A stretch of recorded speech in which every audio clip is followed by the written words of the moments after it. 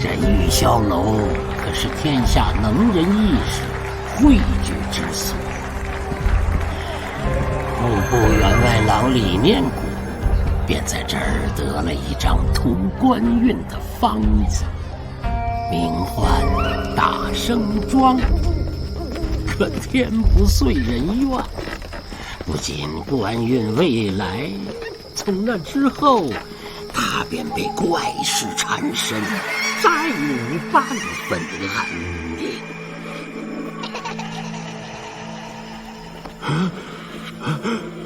停！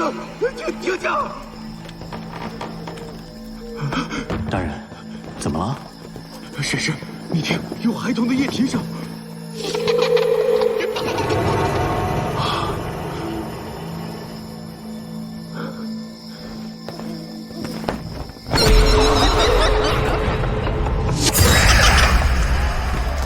夜月鬼童，莫非这大城庄与孩童有关？将孩童活生生的拉崩入棺，埋入地下。为官者其平步青云，为学者其榜上有名，为商者其财运亨通。哎呀，这是何等惨无人道的无稽之谈呐！三更夜，阴风起，拉风的骨魄，土的魂，做了亏心事，他就等着鬼敲门吧。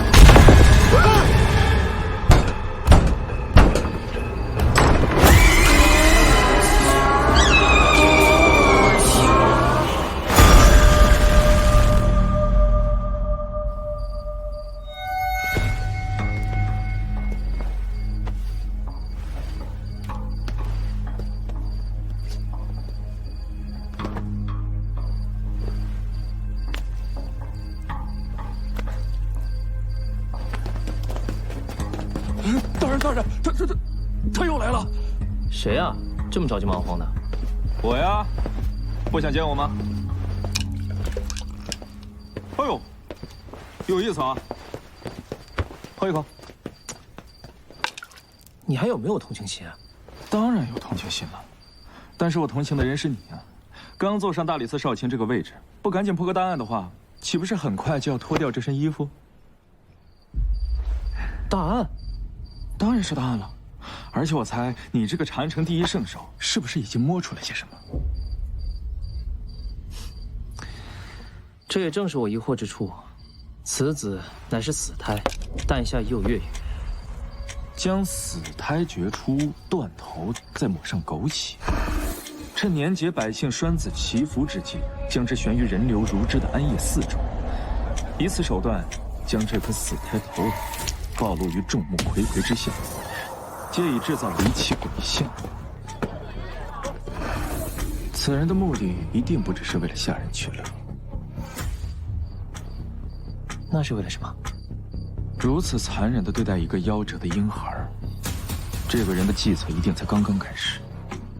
那么接下来，他又会做出什么令人发指的事情呢？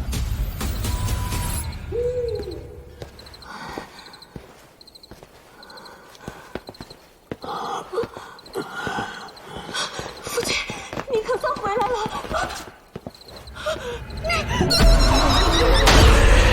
这是什么？没有啊！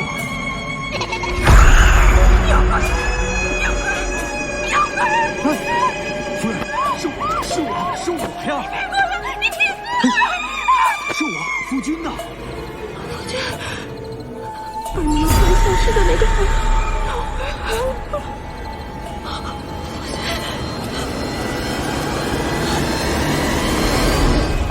别瞎说了，明日请神师做场法事就好了啊！我们早点休息吧。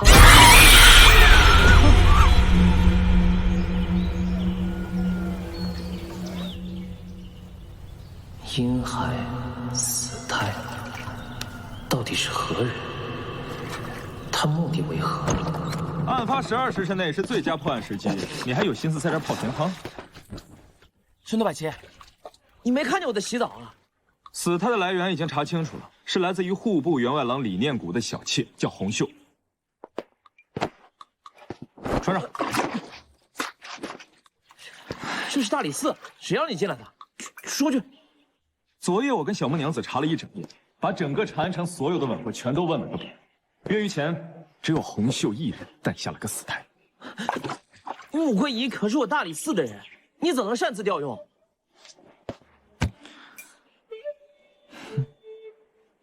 大唐第一鬼探申屠大师，那可是我偶像。申屠百姐，查案是大理寺的事，你再擅自主张，我别派人拿了你。哎，今日无朝会去李府。申屠，我跟你说话，你听见没？听见了。听见你还听见又怎么？哎，你高人都是不需要睡觉的吗？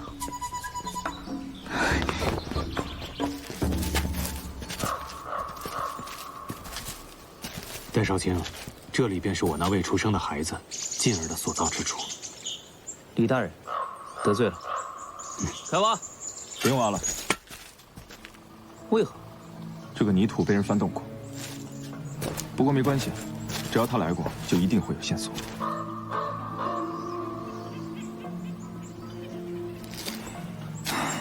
他于3日前到此。大师如何知道？3日前，长安城下了一场雨。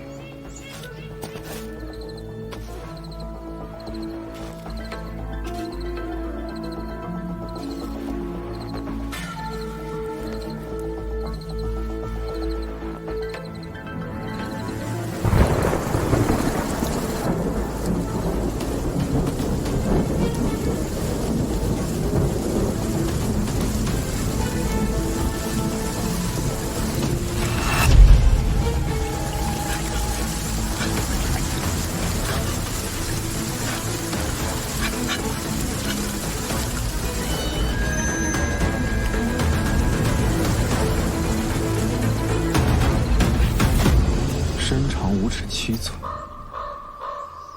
他被葬于此地之事，都有何人知道？也就只有府上几人知情罢了。5尺7寸，难道是他？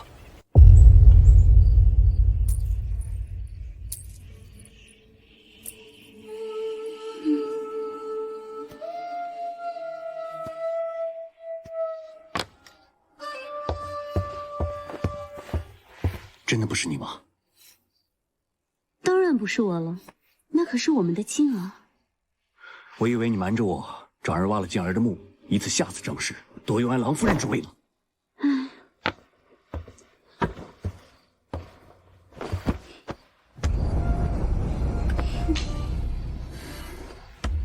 我呀，对李念谷的钱感兴趣，对他这个人是一点都不感兴趣。如此便好。近日，李念谷要做一场法事，我想办法把他钱讨干净。现在大理寺已经盯上了李府，再不走，恐生事变。该不是8年前，你用男孩帮李念谷打了生桩，动了邪念，遭到报应，害我们的静儿胎死腹中了？别乱说。现在最重要的就是李念谷的钱。至于孩子嘛，我们可以再生一个，现在就生。你真坏呀！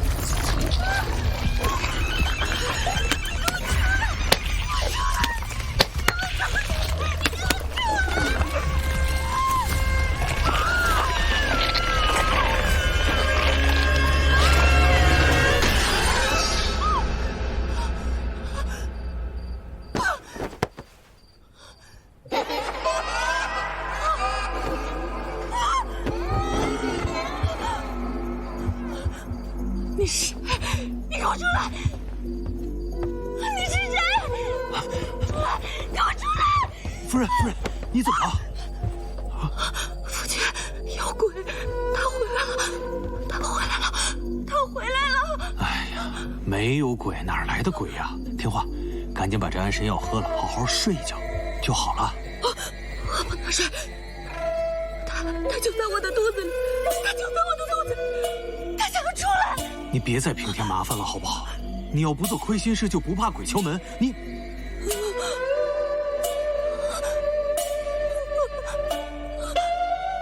夫人，金儿胎死腹中，难道是你？什么意思？你我夫妻数十载，你怀疑我啊？没有，我怎么会怀疑你呢？来，把药喝了吧。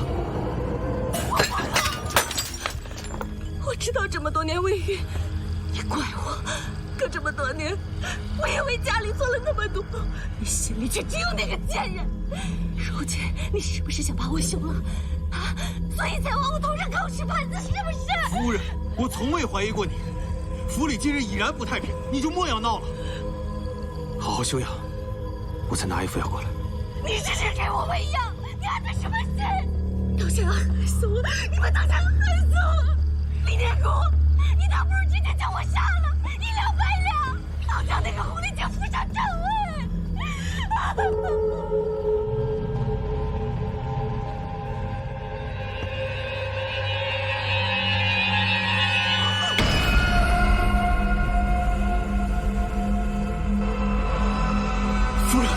夫人不要！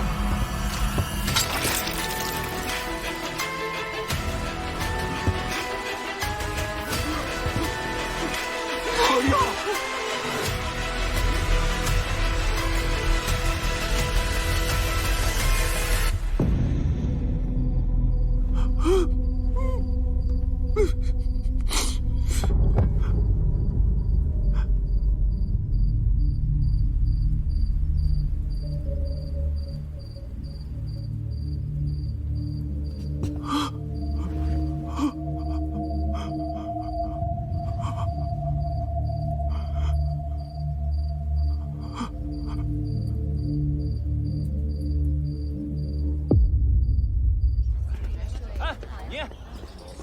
拿到香茅去，再快点啊！还有一个呢，快！哎，你去那边，赶紧把那个水给我端来，兄弟们啊，快点啊！多拿点，你把这个送到那边去。你都愣着干什么呢？赶紧动起来，快点，都着急呢！快！你们两个去那边这边。街上有什么好看的？你是不是也觉得李府也有问题？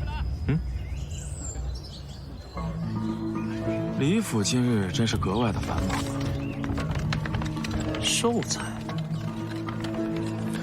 李七张氏被下，夭折婴儿被刨，这寿材又是给谁准备的呀？小心一点啊！听见了吗？赶紧！有意思，走啊，去看看。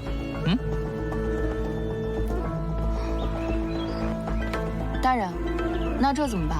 这家伙一个人吃了我1半月俸，真拿他没办法。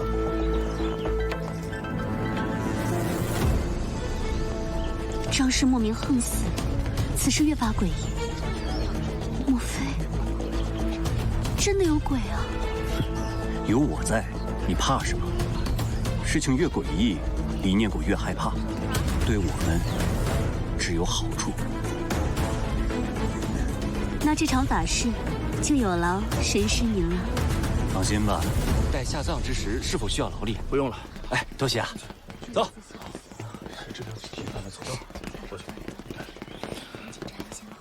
有人去世，不摆灵堂，摆法堂；不做白事，做法事，有意思。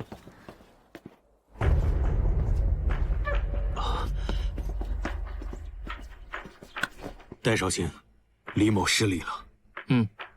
这是家父心丧。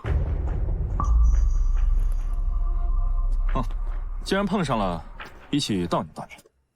不必了，莫要沾了那晦气啊！晦气，人过有一死，何来晦气一说？各位大人并不知情，家父乃自刎而亡。自刎？为何呀？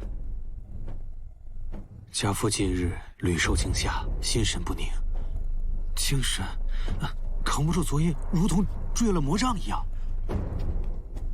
难道大人不觉得此事有蹊跷，认定夫人只是受到了惊吓？蹊跷？尸体在何处？大人，随我来，请。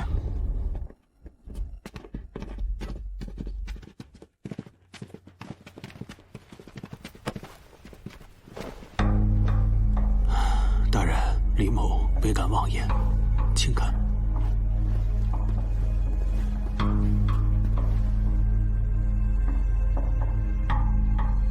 地气从此处刺入，划开脖颈，观其伤口起端深，逐渐变浅。这是因为失血和痛苦加剧，使力量逐渐减弱，符合自刎的特性。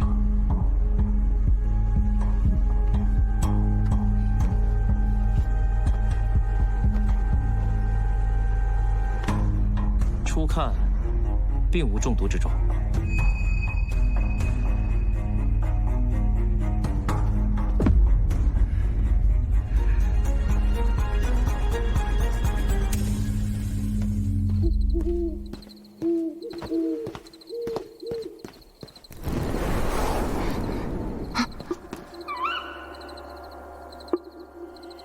大人，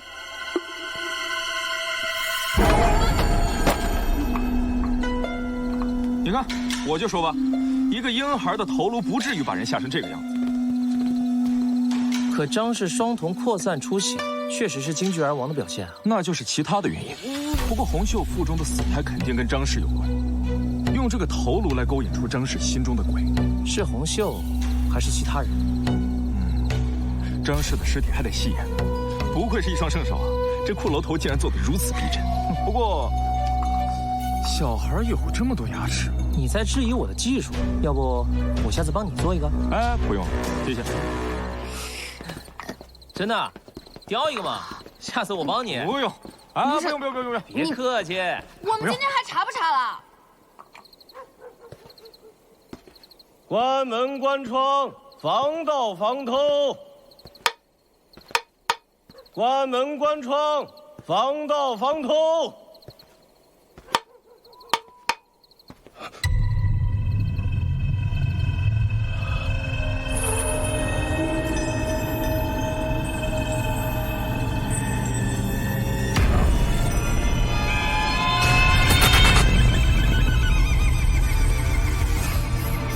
金石头，你是金石头！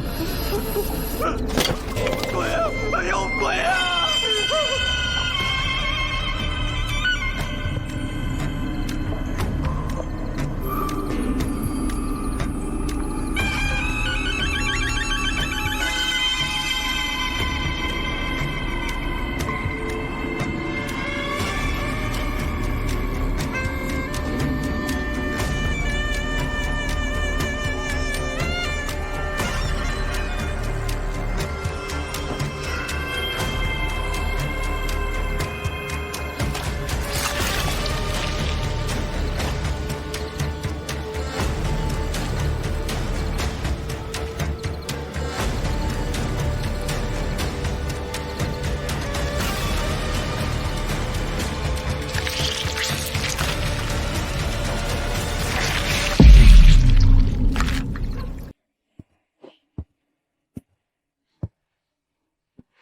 洪秀，张氏无后，你我的孩儿又无缘无故的胎死腹中，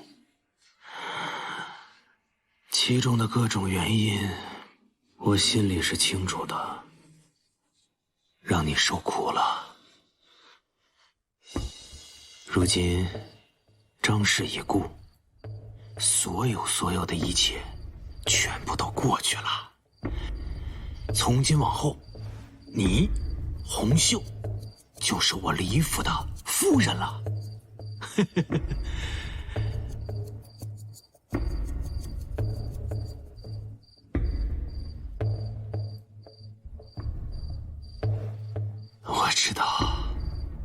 你心里边还有怨气，是不是还在生我的气啊？这些日子，鬼婴的事情一定把你折磨得烦心至极。我知道，静儿也是我的孩儿啊，我也心疼她，我也舍不得她呀。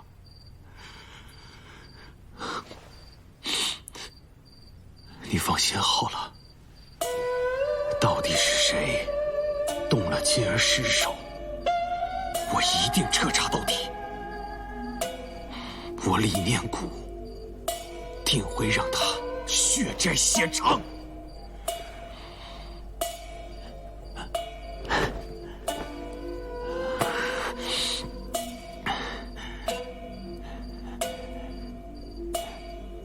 侯笑，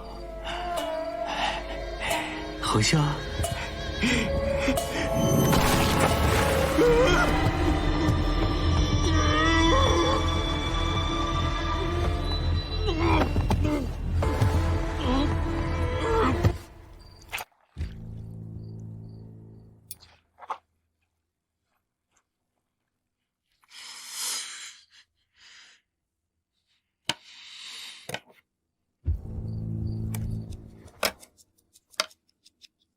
死亡时间在1个半时辰前，亥正时分，致命伤在后心处，刺入上，刺进了心脏。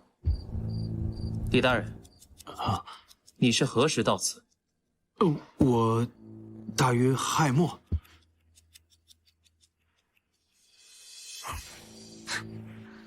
区半个时辰，连杀人带割头，再将现场打扫干净，绝无可能。你是说，此处不是案发之地？是何人，是何物，能将他引出去？会引向何处？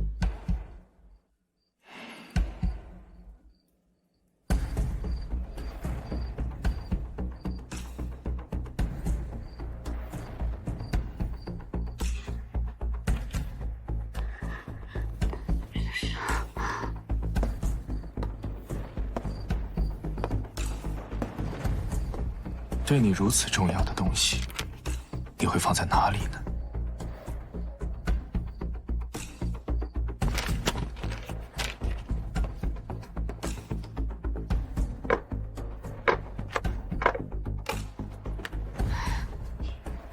哎，不行。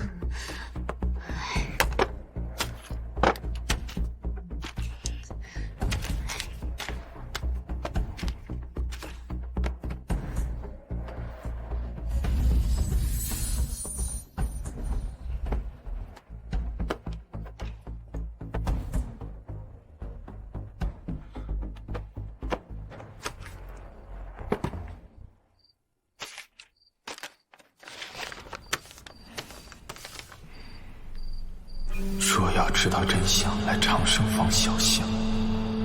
去长生坊。桂姨，回大理寺叫人把尸体运回去。李大人，事情未明之前，还请留在府上。是。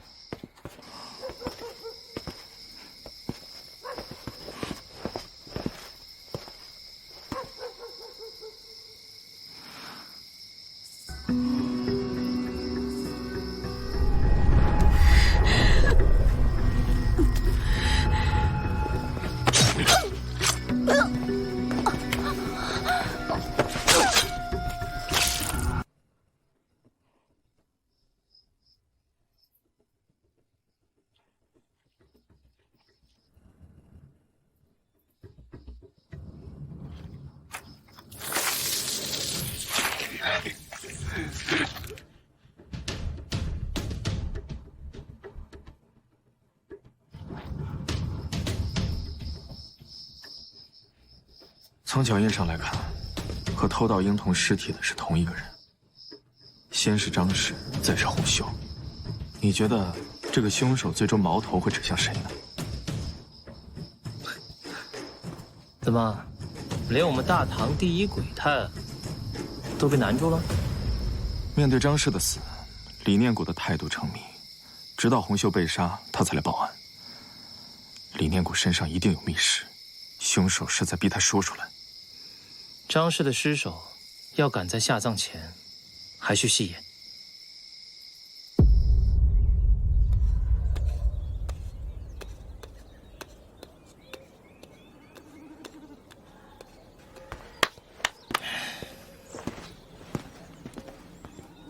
有发现，我抛开了张氏的胃，发现了换神药的成分。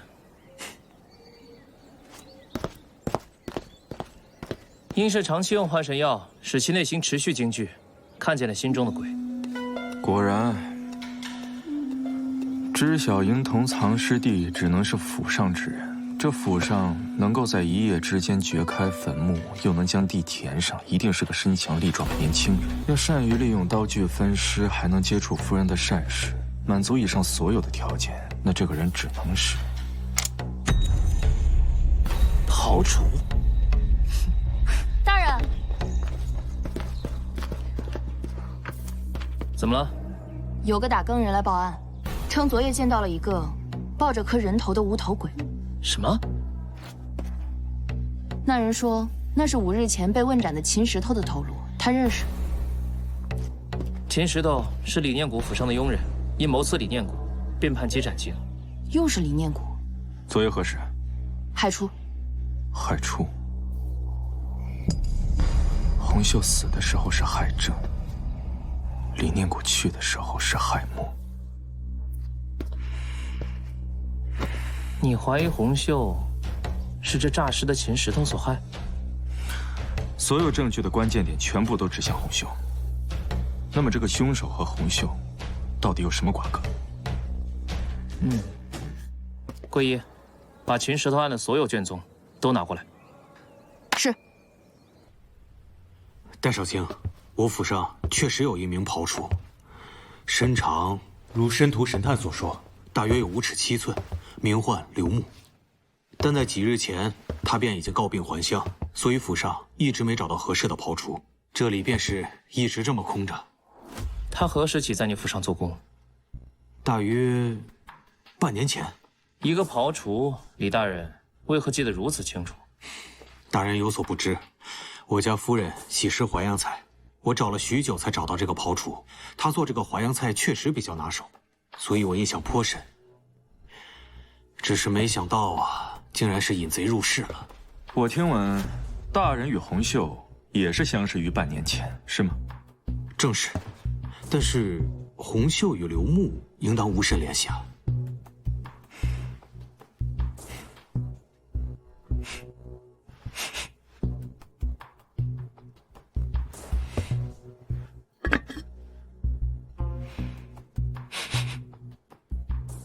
这是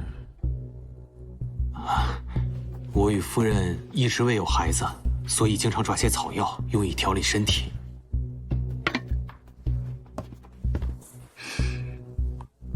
是换神药。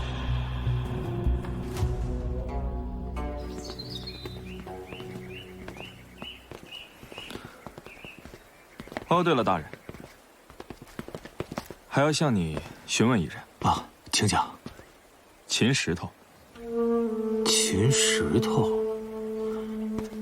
啊，府上确有其人。大师问那贼子作何？今晨坊间传闻此人无头诈尸，当然要向大人请教一下情况。秦石头本是府上的一名马夫，我发现他常年挪用草料钱，贪赃无数。我本念旧情，希望他能幡然悔悟，不料他居然行刺于我，便把他告知公信，判了贪赃罪和行刺罪，后来获了斩刑。那秦石头的家人啊，有，他家中有一夫人及一对孩童，此事之后便带着孩童离开了长安城。没事了，老姚，走吧。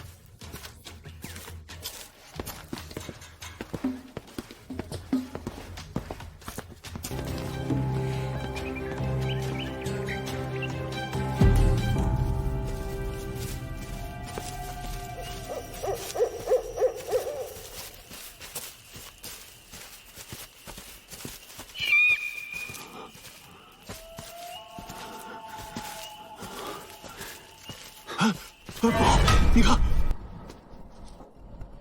难不成真是诈尸？这是为何？你不说都安顿好了，万无一失的吗？我只用他的孩子给你打胜状，他为何被砍头？难道你自己不清楚吗？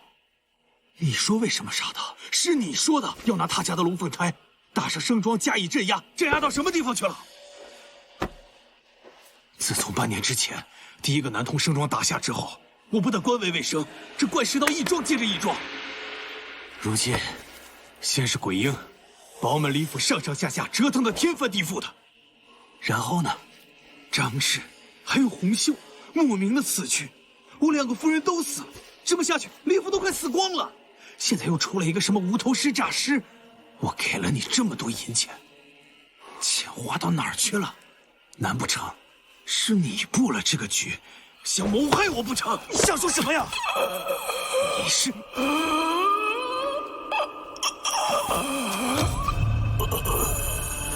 你看那是个人吗？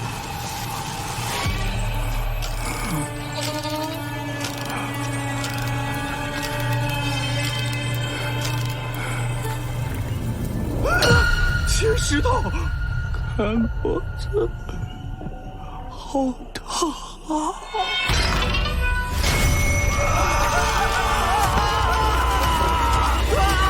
单从卷宗上来看，秦石头案确实没有纰漏，但是他们却忘记了最重要的一点。是什么？李念谷家住东市，理应由万年县管辖。可是此案为何由长安县所断？我想起来了，李念谷升任户部员外郎前，是长安县的县丞。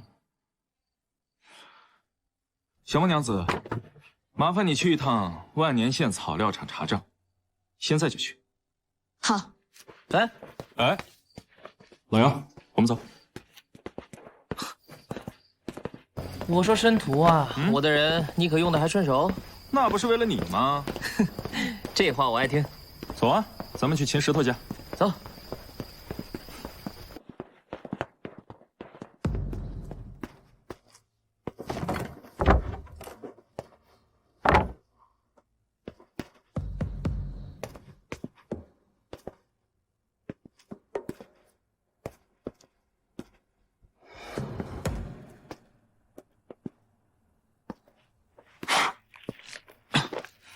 老杨，你看这一屋子灰尘，有什么发现吗？哎，别卖关子了，直接说吧。说明这个无头鬼诈尸案根本就是故弄玄虚。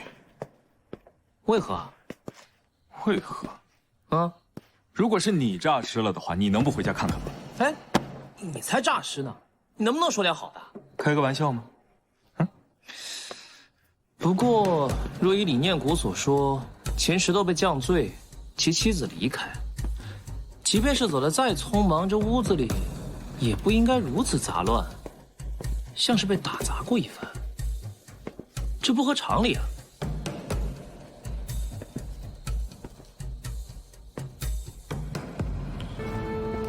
当然不合常理，因为他根本就没有离开长安城。这是婴童的尿介子，秦家有一对婴童，做阿娘的，就算落下什么，也不会落下这个。那如果没有离开的话，那他去哪儿了呢？谁？什么人？看来有人盯着这里啊！一座空宅子，竟然也会有人盯着，说明这个宅子里有他要的东西啊！他要什么，我们给他便是了。你是不是又有什么鬼主意了？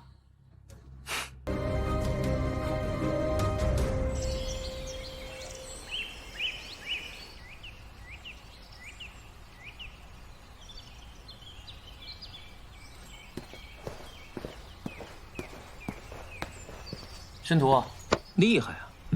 你果然猜的没错。大人，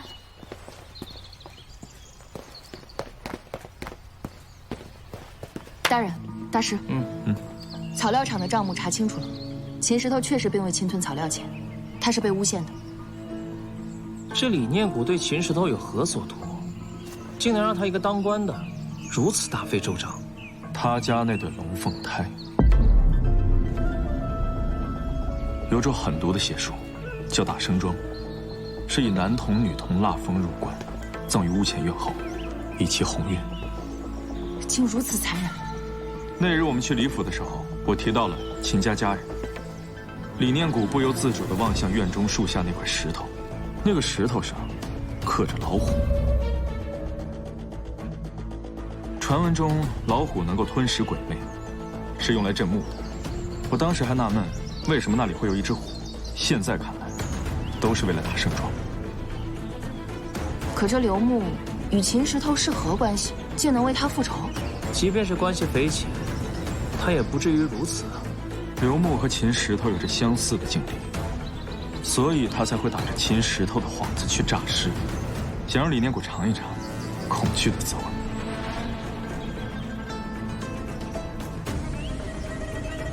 如果我是刘牧的话，我会在哪儿呢？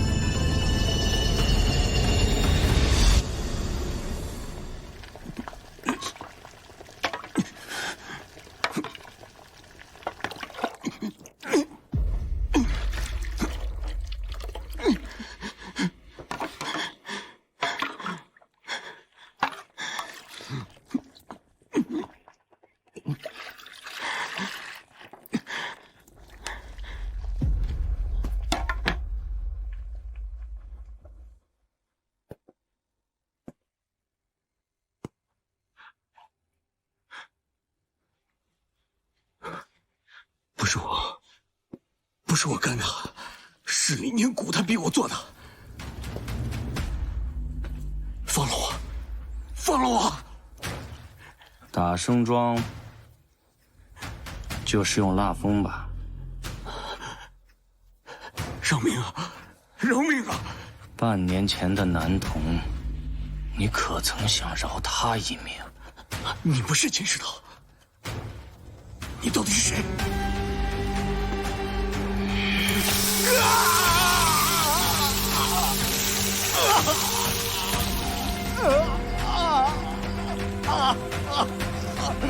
半年前我阿弟也是如此被你折磨的吧？他的内心也如你此刻这般恐惧吧？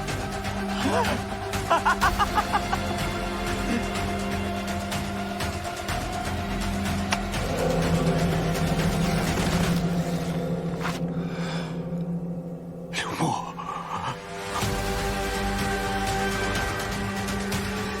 你就下去陪我阿弟吧。恶鬼，畜生，去死吧！去死吧！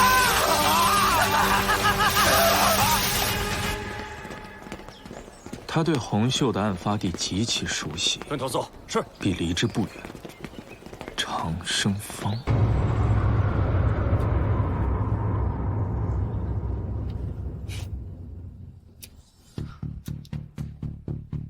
刘牧靠的是一手淮扬菜才混进了李府，那既然要经常练习做菜的话，他所住之地必定毗邻四市。既然要做淮扬菜，那肯定要找淮扬人试菜，这样才能打出名号来，让李念谷发现。所以，街道两旁的淮扬商铺。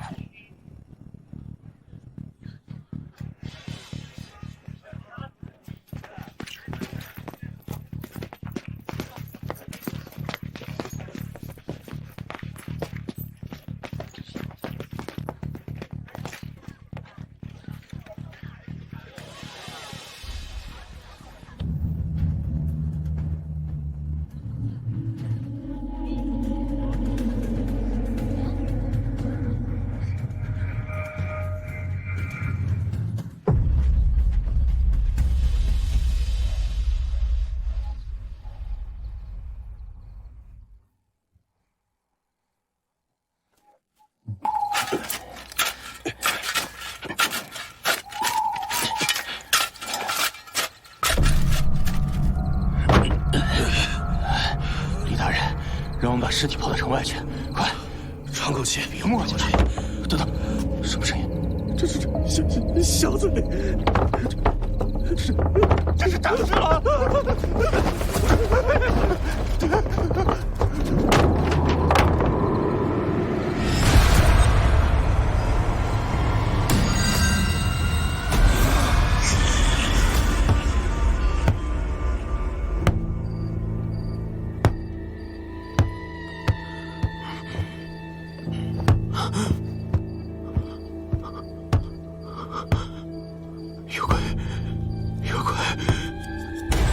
有鬼！不是我，不是我。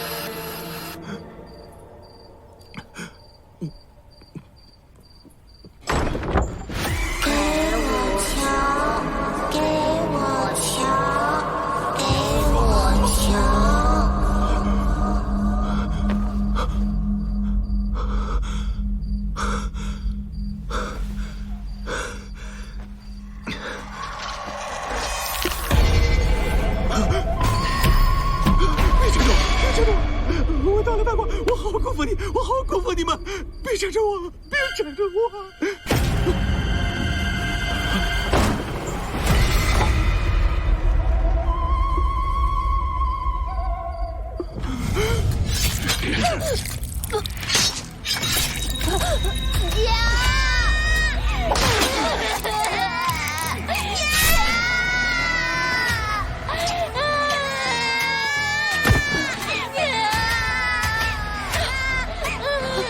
这里不会有人再来了，就埋在远处。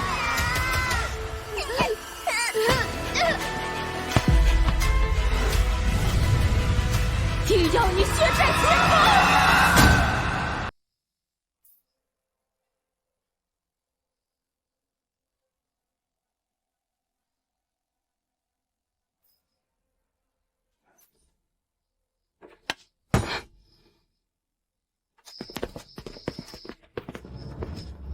大人，就是那个房间。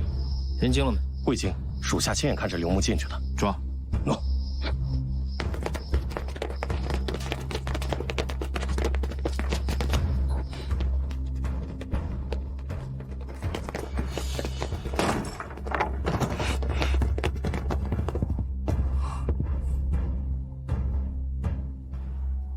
真是个老泥鳅！追！不用，我知道他会去哪。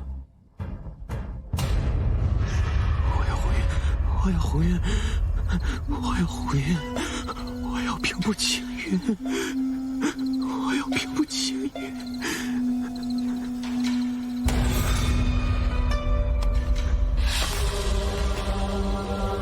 贪念无边，人面兽心。跟我回大理寺。我要红云，我要红云，我要红云！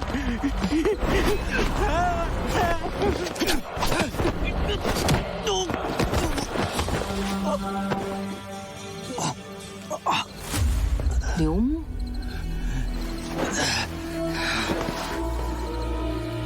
你快让开！他今天必须死！我要红云，惩治他的自有大唐律。我要红云！他残害我阿弟时，大唐律何在？大唐律只为了你们这些贵胄而治。今天你若是不让开，我连你一起杀！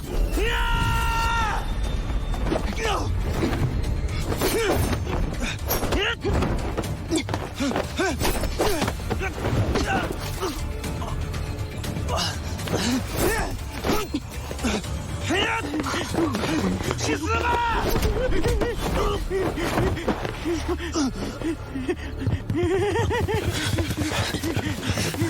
给我住手！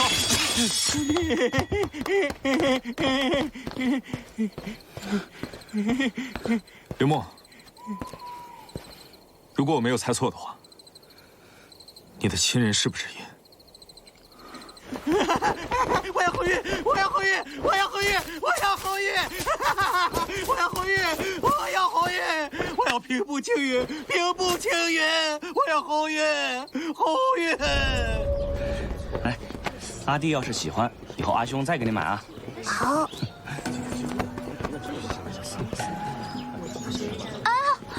啊！夫人，您快坐，来。夫人，您没事吧？啊，小郎君，我腹疼，能否帮我抓副药来？啊！可是我……啊，小孩我来帮你看着，放心，我不是坏人。哎呀，小郎君，快点！阿弟，你就在这儿乖乖等阿兄，别乱跑，知道吗？阿兄去就来，好吗？啊！你在这儿等阿兄啊！就在这儿等阿兄啊！来，夫人，药。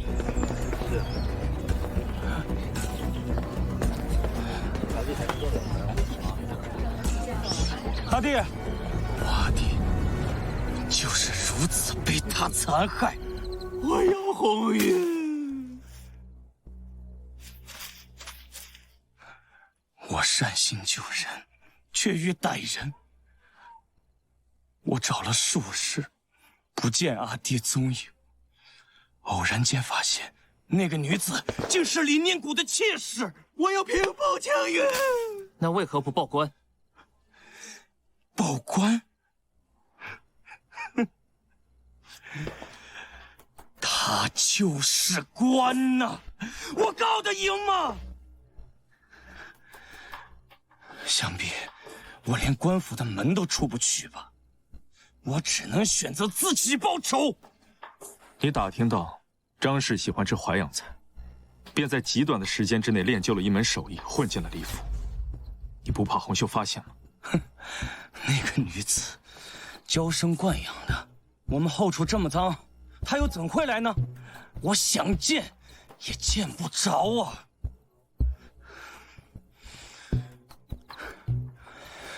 即便我待在这李府半年之久，我仍找不到阿弟踪迹。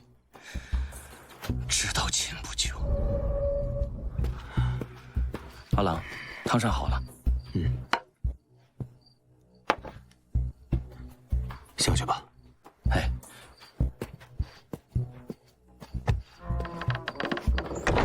沈氏，为何南通的盛庄大家足足半年有余，我依然官运不济，只剩那么一点点而已啊！放心吧，大人，我为大人找到一对龙凤生桩，一个落在院前，一个落在屋后，可保大人无虞呀。哦，从何处寻到的这龙凤之胎呢？就在大人府上。好，好。洪秀的死胎是你挖出断头，用来恐吓张氏的。是。那你为何要杀害张氏？那天杀的神师，就是张氏引荐于这贼人的。我要红玉！可是他不知自己是引狼入室，神师与洪秀本就苟合，为的就是李念谷的家产。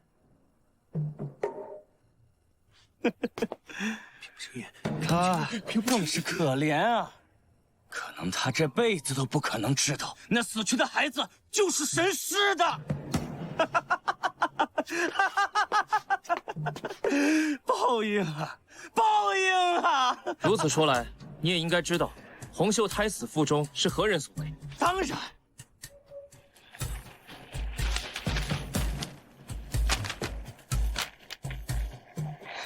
你这个狐狸精，勾引我夫君就算了，我还没怀呢，你倒是先怀了。不过，我看你是没有这个福气生出来。红云，我要红云，我要平步青云！挖开！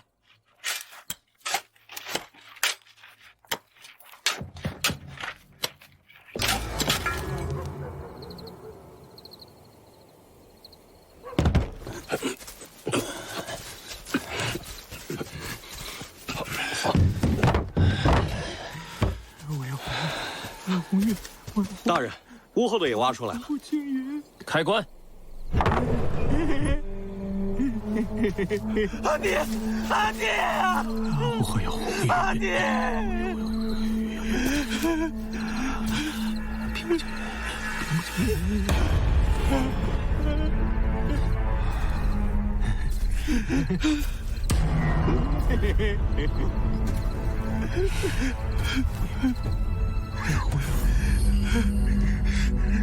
让我平步青云。戴少卿大人，此案应该如何判？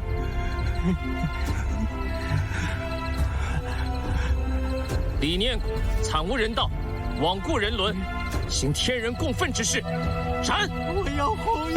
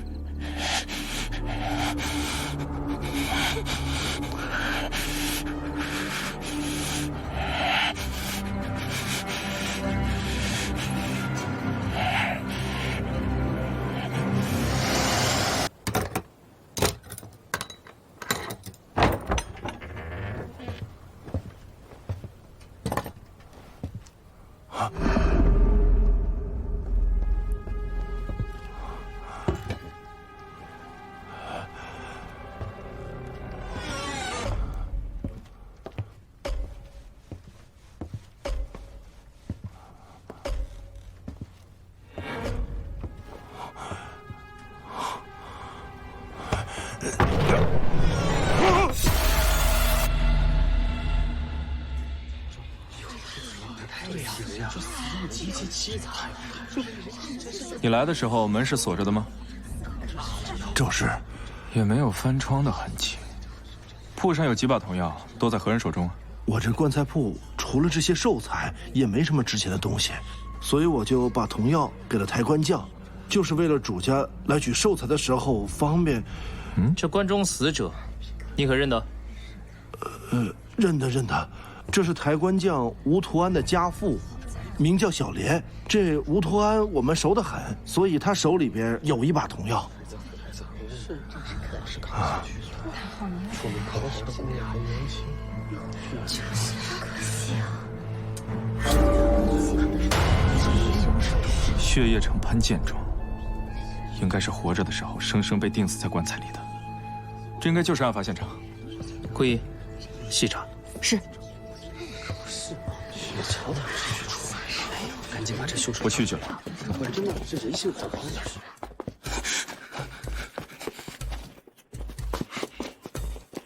瞧一瞧，看看来，看看啦。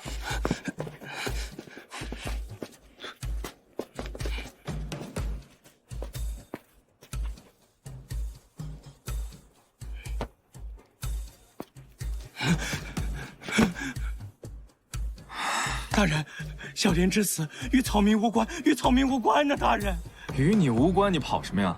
为什么鬼鬼祟祟的？邪祟，有邪祟啊！大人，小人怕沾了邪祟。邪祟？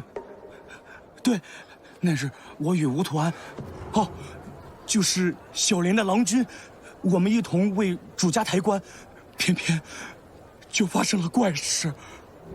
关上中间，嘿，人走两边，哈，无人抬棺，嘿，稳如泰山，哈，孝子守灵马，嘿，亡人慢行，哈。宽哥，你咋不验号的？棺里不是亡人，我看见了，里头是个纸扎。呸呸呸！行棺之时，可不敢说这不吉利的话呀。是个纸扎，棺里是个纸扎，不行啊！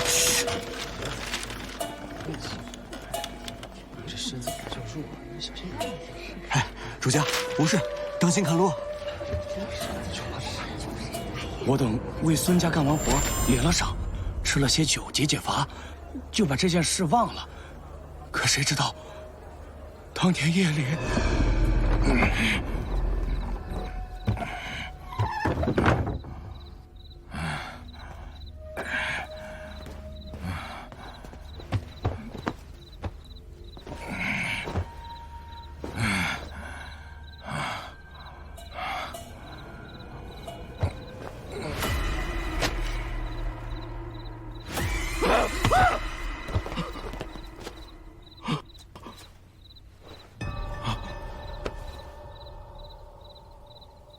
小莲，阿郎，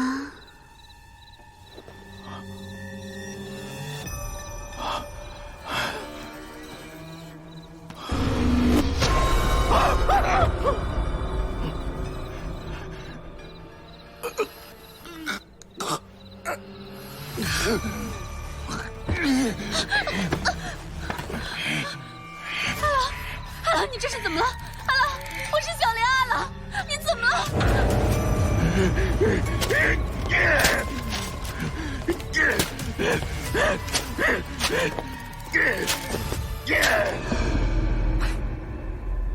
不如改日我在长安城中给你找个说书的差事吧。你这张嘴啊，抬棺真是可惜了。大人，草民不敢有半句虚言呀。虽非亲眼所见，但在我们抬棺人中早已经传开了，他定是中了邪祟。大人有所不知，后头发生的事更邪乎。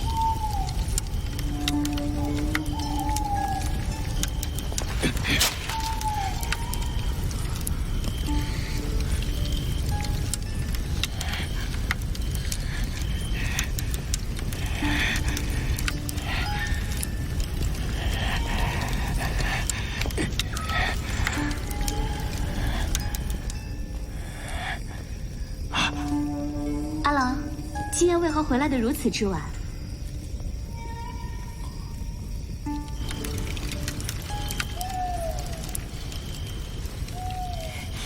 阿郎，这院中烧的是何物啊？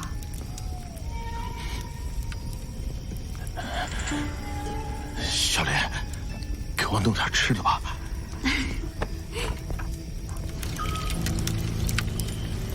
阿郎先坐，给你留了饭菜，我去取来。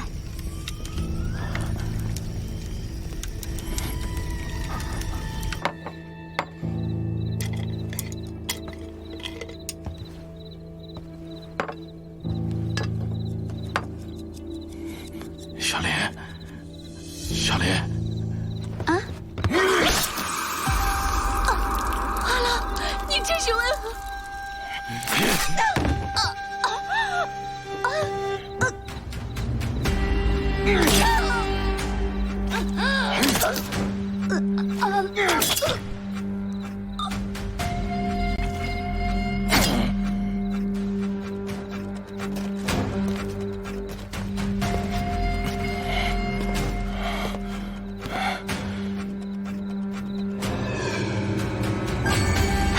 阿郎，今夜怎么回来的如此之晚？给你留了饭菜，快坐下吃吧。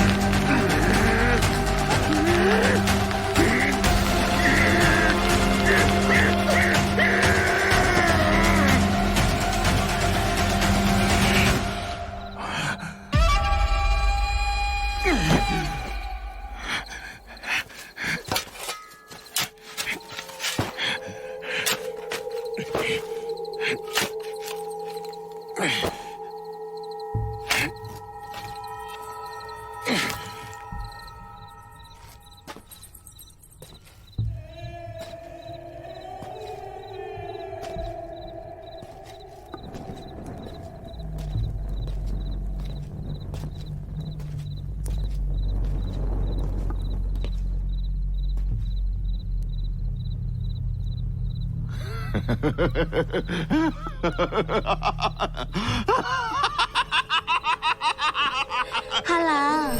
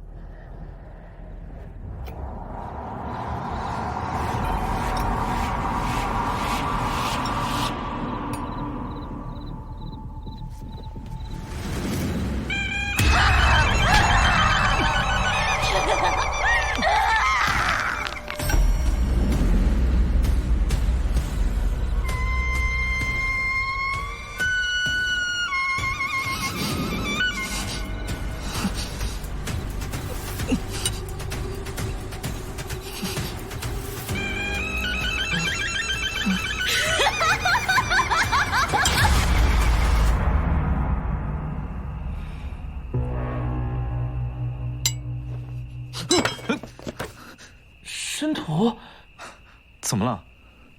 你做梦了？你不会也被邪祟上身了吧？许是有些疲累了吧？你拿这个做什么？试验。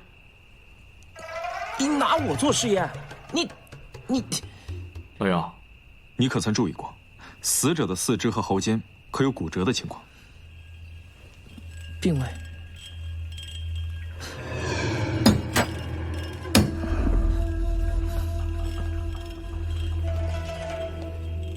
凶手捶打力气之大，却丝毫不影响他次次极其精准的敲击。若非日日与铁钉打交道之人，绝对做不到。正是。吴屠安正符合。吴屠安身为抬棺人，长须封棺，经常会接触到锤子和钉子，倒是很有嫌疑。不过老姚，你当真相信邪祟一说吗？并非，我只相信摆在眼前的事实。小莲身死，吴屠安作为他最亲近的人，且他手上也有寿材铺的童药，而恰在此时，他又消失得毫无踪迹，这一切未免太巧合了。不管是不是邪祟，吴屠安都有很大的嫌疑。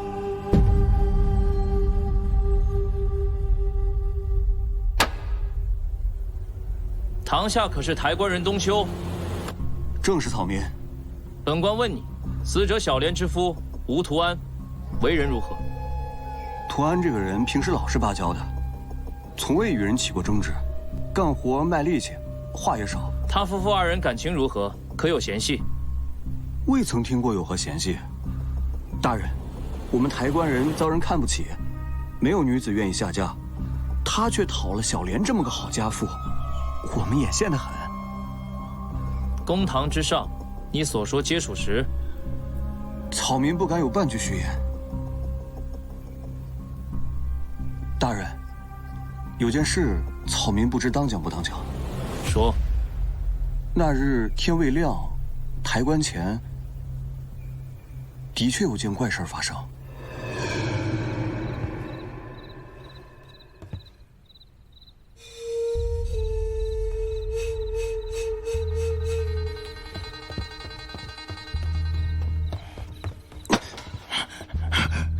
你干啥？东秋哥，这里头……闭嘴！咱们拿钱抬棺，朱家葬啥咱抬啥，关中之物跟咱没关系。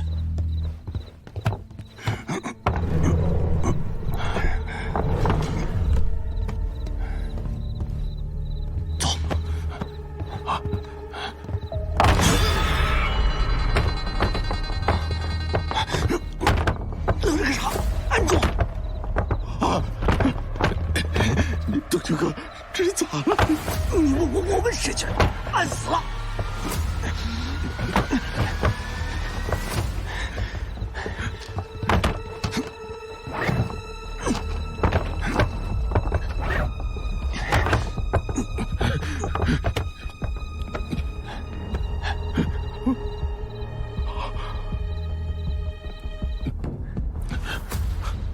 等明天要是让主家发现，咱就说不清了。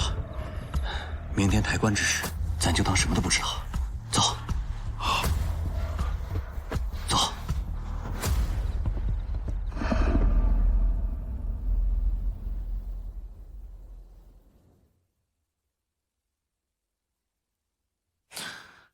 有意思啊！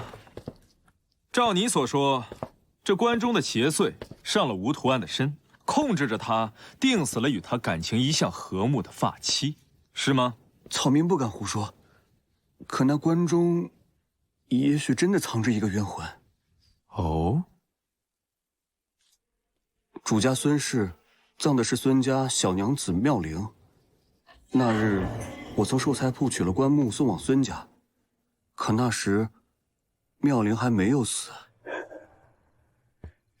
这是寿材钱，有劳了。主家哪里话？待起棺下葬时，我再让人去换你。好嘞。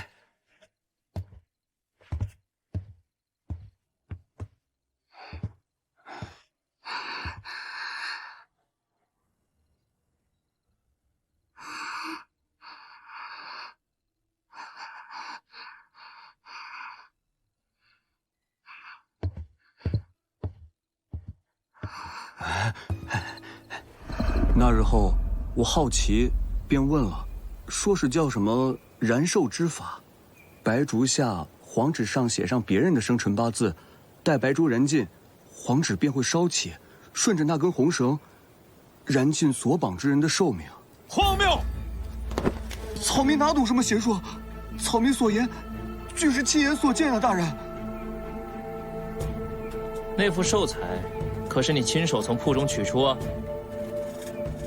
并非是我呀，我没有寿材铺的童药，童药都是交给那吴图安手中。平日里我们几个一起干活，图安这人又持重，便把童药都交给了他。你且先回去，案情未了之前，不可离开长安。草民明白。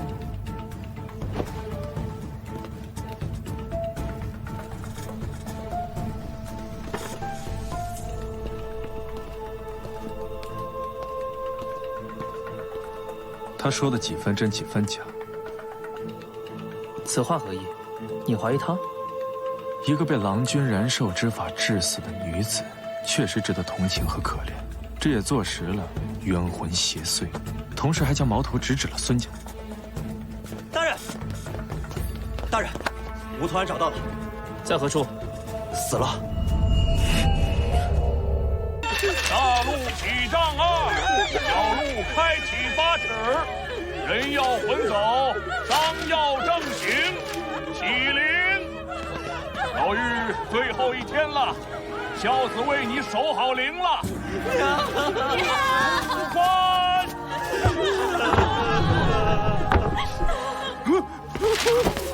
关里有人！啊！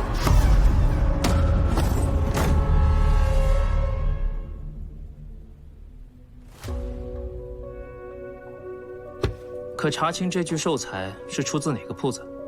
查了，铺子在安业坊。掌柜的说，昨夜闭店之前才检查过，今晨寿材是直接拉走的，没想到出了这事儿。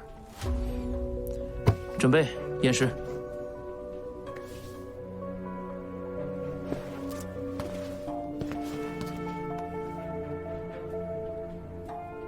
喷溅型的血迹，和小莲的死法一样。都是被封官钉活活钉死的，无中毒痕迹，无明显致命外伤，只有脑后处有一处淤伤。那便是先用重物击打死者后脑，将其击晕，更是让伤痕不易察觉。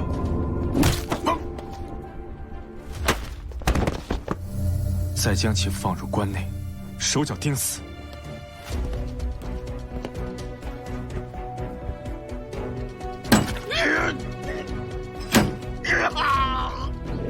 最后，再以封官钉钉入后夺命。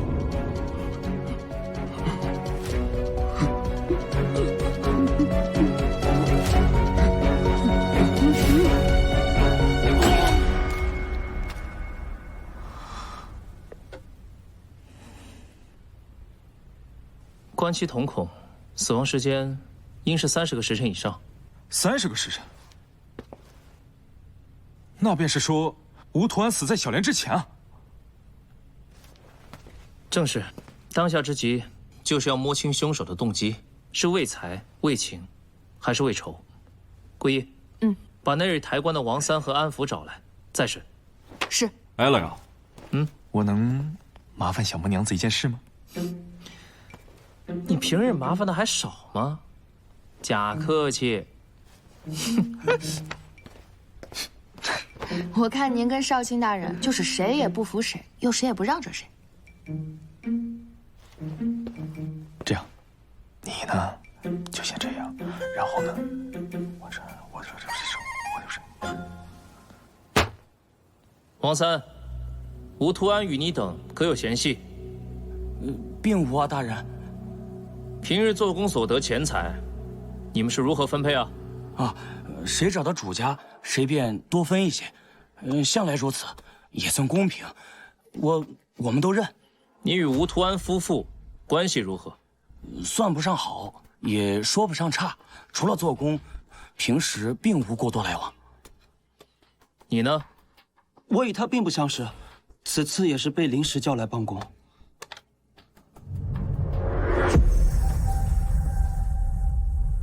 被何人叫来？冬秋阁。大人，曹明想起来了，本来是吴屠安叫了我和冬秋阁还有柱子，想着我们4个人带着4个帮徒就把这活干了，但是，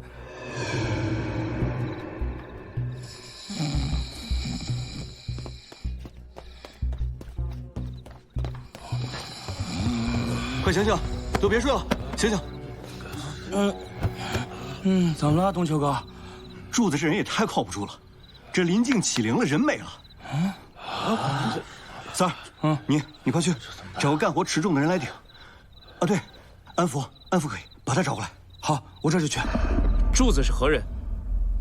安业坊寿材铺的帮工。安业坊，他现在在何处？那夜没有找到他人，之后就再也没有见过了。来人，去安业坊，把这个柱子给本官找出来。诺。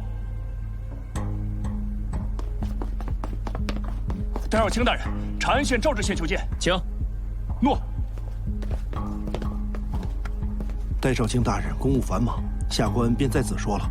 前些日子闹得沸沸扬扬的邪祟案，与长乐坊孙家有关。那日起棺下葬的正是孙家小娘子孙妙龄。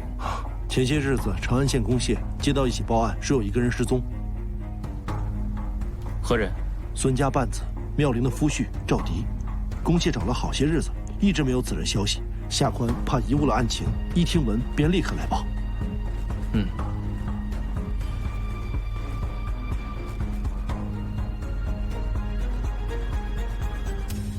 大人。赵迪于何时失踪？我阿女妙龄下葬当日夜，她便不见了。这是谁的房间？正是阿女妙龄的房间。赵迪是否居于此间？并非，妙龄体弱，为了能让她安寝东床，便一直睡在了厢房内。看看吧。请。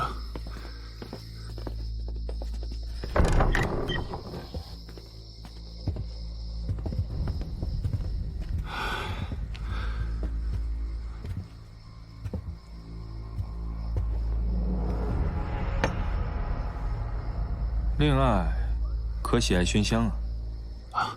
确实，阿女喜爱香料，东床便常差人备来，终日燃香。赵迪为人如何？不瞒大人，东床自入赘我家以来，大能耐没有，唯独对阿女那是极为上心呢。单说这香料，便是他差人辛辛苦苦才寻来的。老叟年迈体弱，终有不久于人世的一天。见他对阿女真心，本想着将这一片家业交由他二人打理，可谁知阿女先逝，紧接着东床也杳无音信。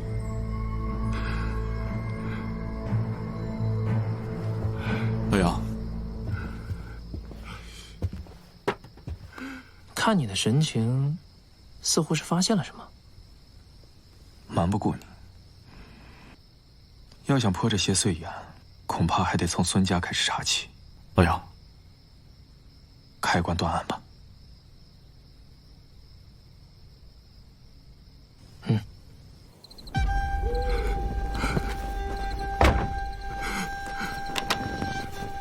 开棺。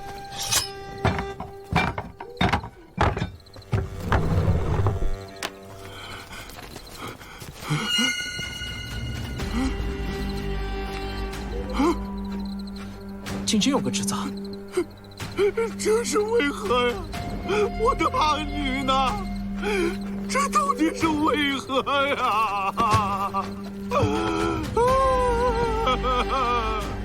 阿女啊！抬棺当日，棺木可出现异动。确有，那日起棺前，棺木竟莫名的晃动，那棺中真的有邪物。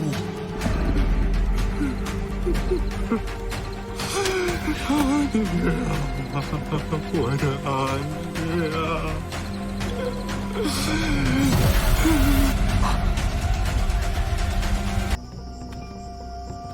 死者是被乱刀砍死的，尸身已经开始腐坏，死亡时间已经超过5日。凶器是普通的刀具，并无特别之处。5日，那便是妙龄起棺之前。此案真是愈发的有趣了。亡人的尸身找不到了，却又多了具男尸。大人，男尸的身份已经确认，正是安业坊寿材铺的帮工柱子。如此一来，便能解释棺材为何会出现异动了。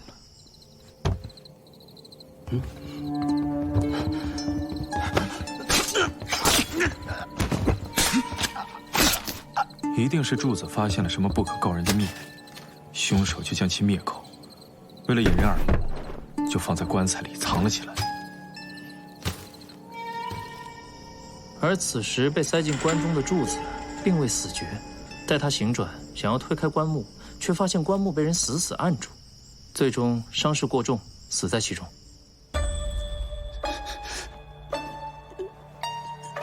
救命！救命！救命！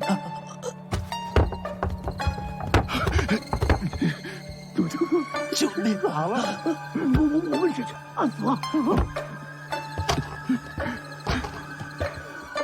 咱知道什么都不知道，走。如此说来，吴图安夫妇和柱子的死，都和那具纸扎脱不了干系。到底是谁将妙龄的尸体换成了纸扎，就是此案的重中之重了。是赵迪？非也，赵迪巴不得赶紧将妙龄下葬，以免节外生枝。为何？跟我来。哎，你走那么急干嘛？等等我。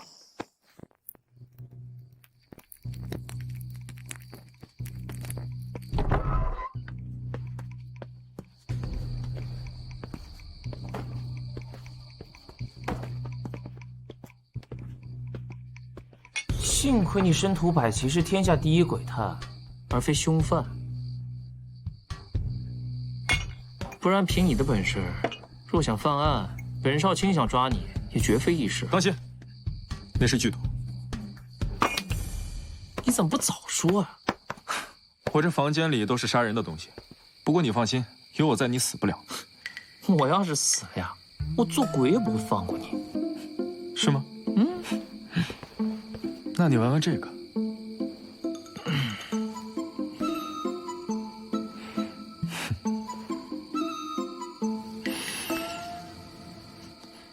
这是妙龄房中的味道。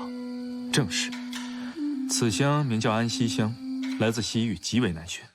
虽非剧毒，但若加入香料之中，长期熏染，轻则使人精神颓丧，重则是可以致命的。如此说来，是赵迪杀了发妻妙龄？正是。孙家业大，入赘半子赵迪，就是用这个香，神不知鬼不觉地杀死了妙龄。对外呢，他就说是因为妙龄体弱，因病而亡。准备将妙龄下葬后，强占孙家家业。这一切呢，本应该是天衣无缝的，可被有心之人暗中窥探，将尸体偷走，又以一具纸扎假葬，所以此人大概是知道了妙龄的死亡真相，恐怕是要为他复仇。知道了他的目的，就有办法让他露出马脚。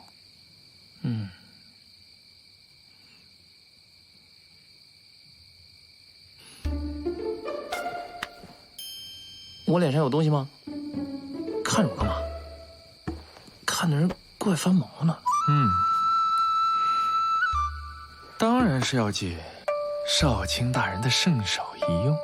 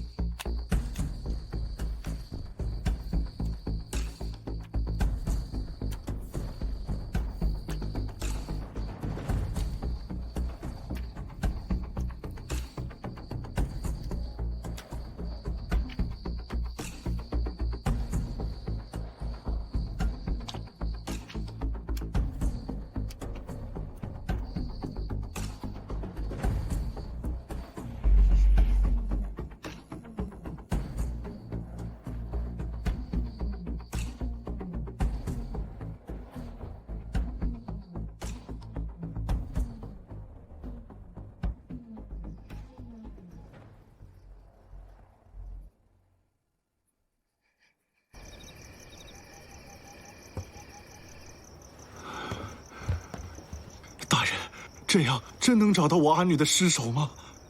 如今赵迪失踪，只要能找到他，妙龄的死因便能水落石出了。什么？大人此话何意啊？难道我阿女并非是病亡？不是。老爷，大人，抬棺匠们到了。知道了，去吧。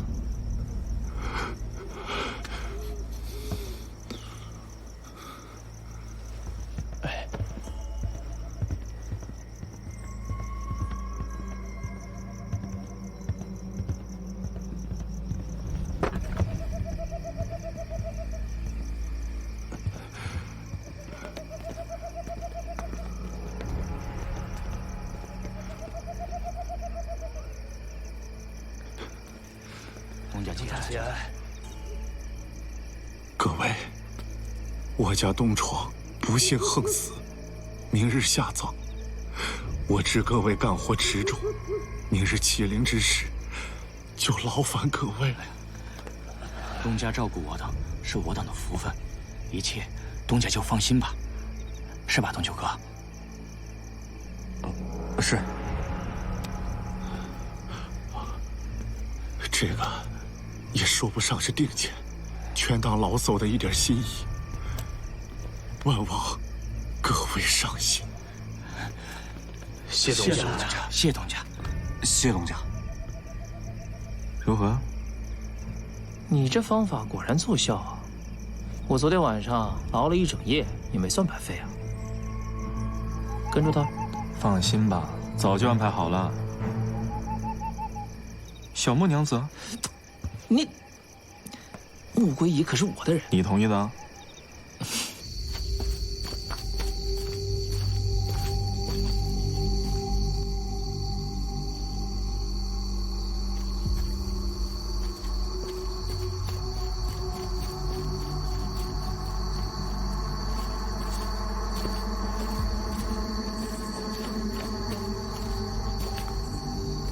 他为何会来此处？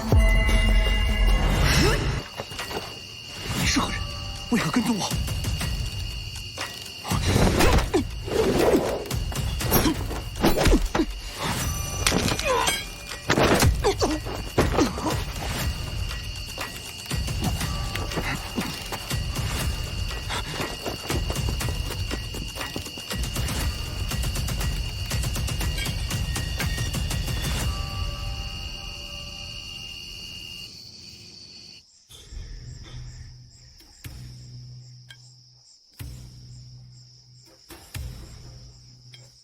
这短刀确实凶器无疑。昨日夜，冬秋的行踪也异常诡异，他还去了一趟东城郊的荒坟。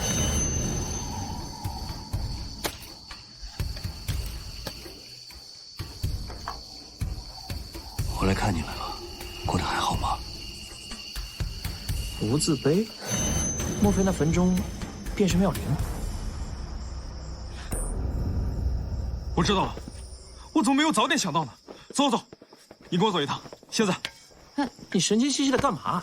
哦，小美娘子，你也一起，多叫些人，带上铁锄、绳子和棍子啊！现在，多带点人，跟我走。你别那么急啊！你等我先把这身衣服脱了。哎呀，去了你就知道了。哎呀，申屠，走慢一点。老姚，啊，这个墓有问题。哎，你小心点啊！我怎么早没想到？老姚，这坑不对。不对在何处啊？浅，寻常墓至少是8尺或者1丈深，而这个墓只有区区5尺深，所以这个坑底下还有坑。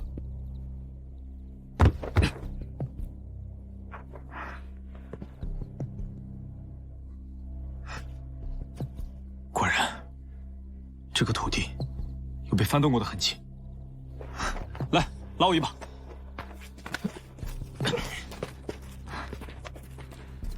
顾一，开挖。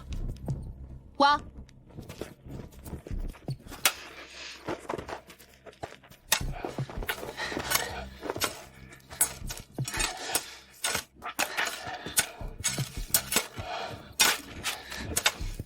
冬秋派人盯住了吗？盯住了。大人，挖到了。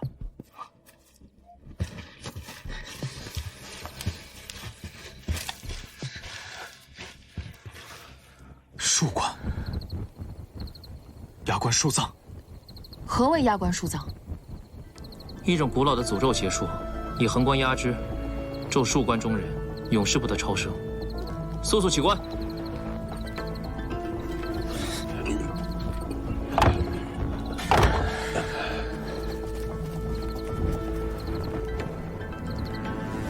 开棺！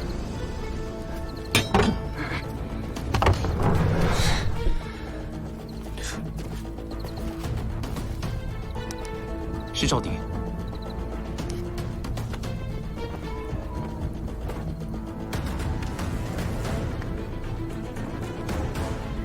确实那把短刀无误。抓冬秋！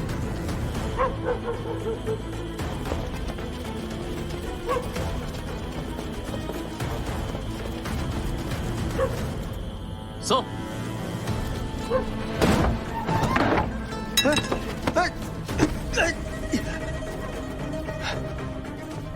大人，这是何意啊？你做了何事？难道自己不清楚吗？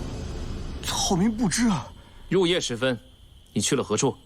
草民一直在屋中，因为明日要帮孙家抬棺，恐要劳累一日，故而一直在屋中歇着呀。这把短刀可是你的？并非草民之物。如此说来，还是我诬陷你了。草民不敢，可这却非是草民之物啊。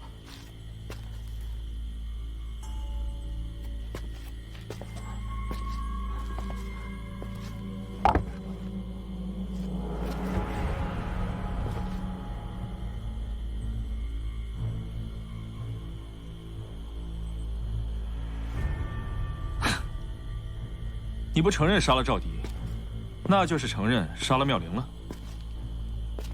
大人，此话何意？草民听不懂。好。台庄，妙龄就是死于这个乡里面的安西乡。若你还是听不懂的话，就把东郊无字坟妙龄的尸骨挖出来验一验。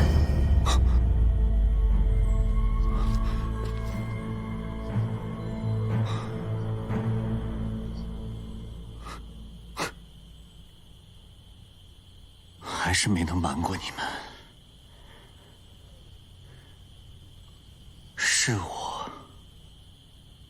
是我杀了赵帝那个畜生。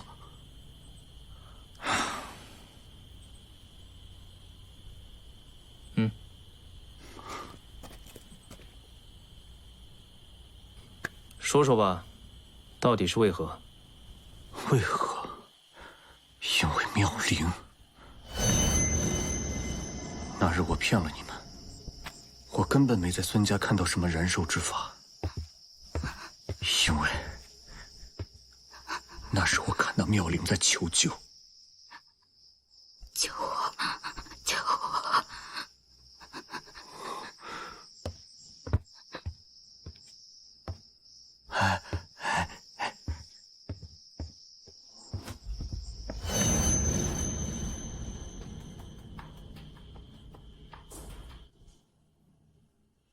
都怪我自己窝囊蠢笨。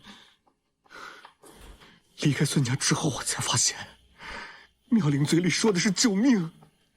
我抬棺无数，见过的死人也无数。出殡当日只需一眼，我便能看出妙龄并非病亡。我思来想去，问题许是出在那香味上。我便想方设法从孙家偷了香料。我是个粗人，我根本不认得这些，找了许多人辨认。后来我发现，这香料中混着安息香。你和妙龄有何亲故？他是大家闺秀，我是过了今天没有明天的穷小子。我们能有何亲故？只是妙龄的出现，让我每天有了期待。真是好玩，又两个人好玩。小心！你不嫌脏吗？这有什么脏的呀？身上的泥洗洗就掉了呀。我叫妙龄，你叫什么？我叫小姐。小姐，不好，管家来了，我得先赶紧走了。小姐，我们是好朋友啦，我下次再来找你玩。快回去，老爷找你啊！哎，我叫……我知道我没那么好的命，不敢痴心妄想。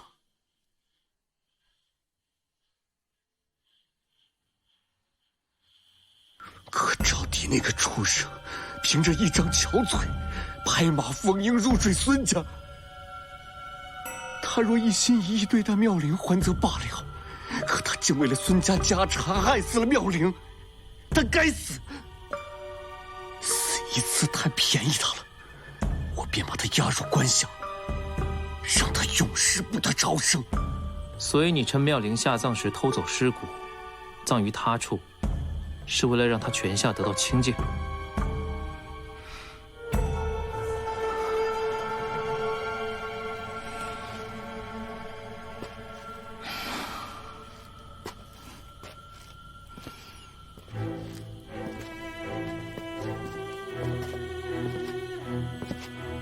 痴人呐，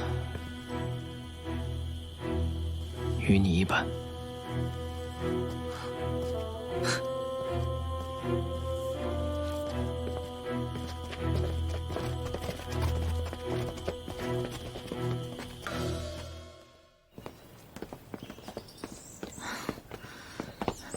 大人，桂衣，吴图安、小莲、柱子之死，冬秋都已招认了，妙龄的尸首也已决出，交予了孙家。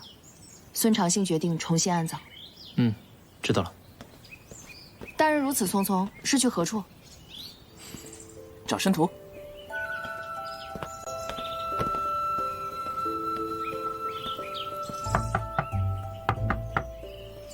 申头啊，万灵香出现了怪事，你去不去啊？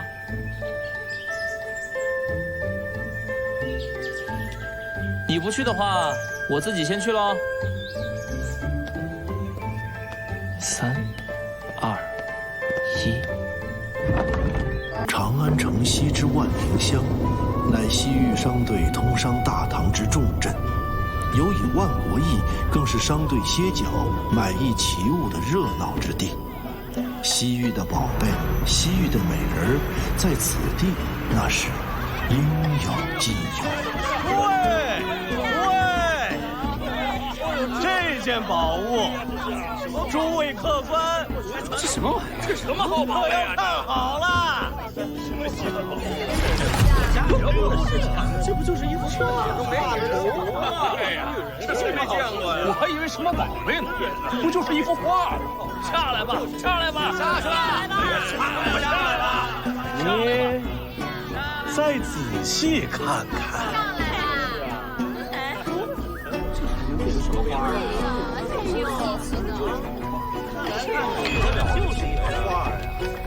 这是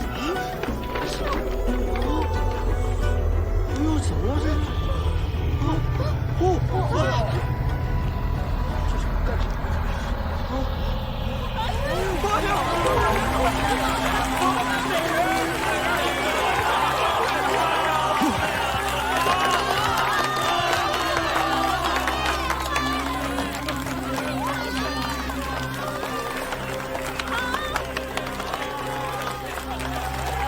好宝贝，好宝贝呀！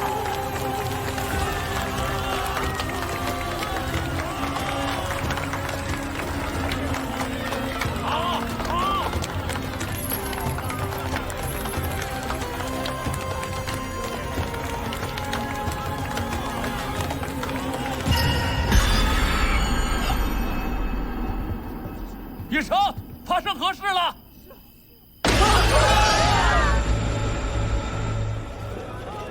小人沈青海，是本驿的驿丞。这便是万国驿第一次闹鬼，约有月余的事了。大人，你看啊，现在本驿虽然还有一些商客，但是比起当初那个红火之时，那真是十不足一呀。既有鬼怪，那这些人为何还敢在万国驿落脚？万灵香是西域客商通往长安的最便捷之路，若不走此路的话，就要走山路，更远更难走，还可能会有猛兽出没。两相权宜之下，就只能走这里。这位大人所言甚是。你身为驿丞，为何不向公谢报案？我去报了，可是县公谢一听是闹鬼，他们不敢来查呀。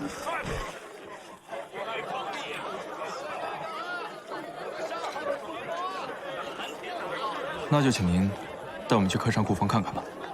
啊，这边请。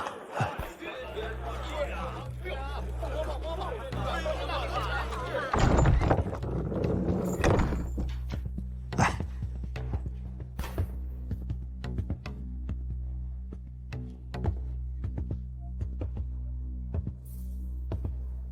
可曾出过人命？这小人就不知道了。不过每夜闹完鬼之后，都会有商客莫名失踪，但不知道是被吓跑了，还是被厉鬼抓了去。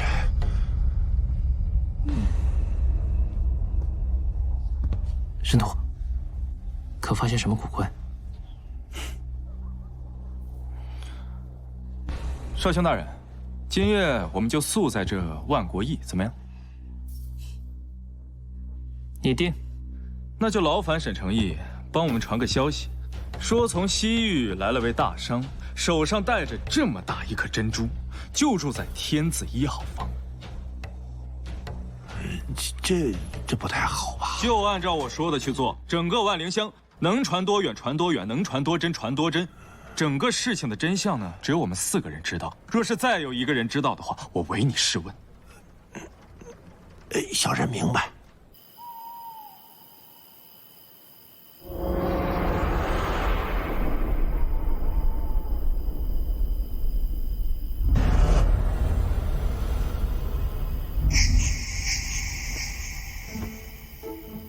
天下第一鬼探，如今所下之饵，也不甚高明啊。不是下饵，阳谋罢了。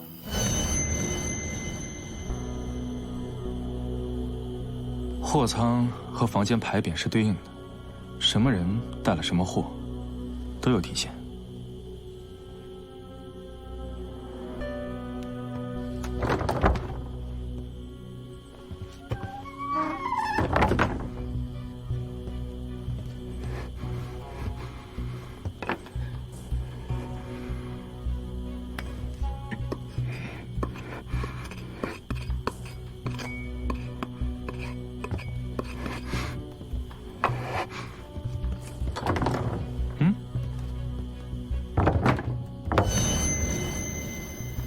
你是说有人监守自盗？没错，这世间哪有那么多妖魔鬼怪，不过是扮鬼杀人越货的小把戏罢了。珍珠的消息放出，若今夜有鬼前来，那便关门捉贼；若无人前来，那便是有人走漏了消息。那一臣沈清海，便脱不了干系。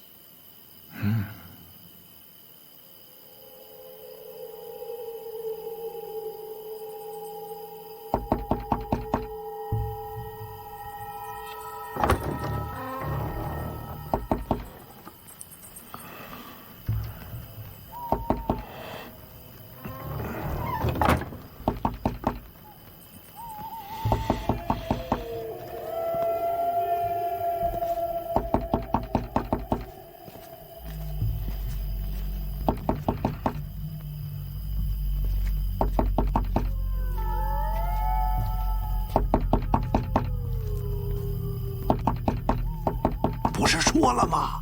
大理寺来人了，此地不宜久留，别敲了。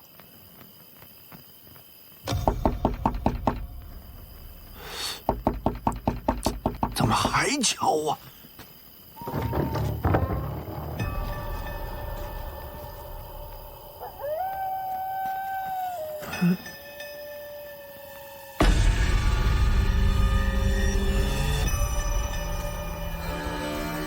你是？你不是？灯命，灯命，鬼，鬼呀！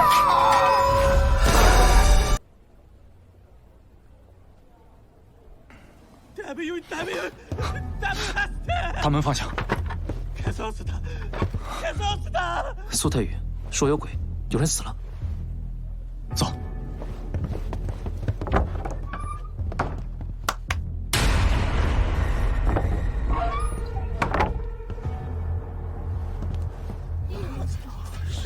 让一让，让一让！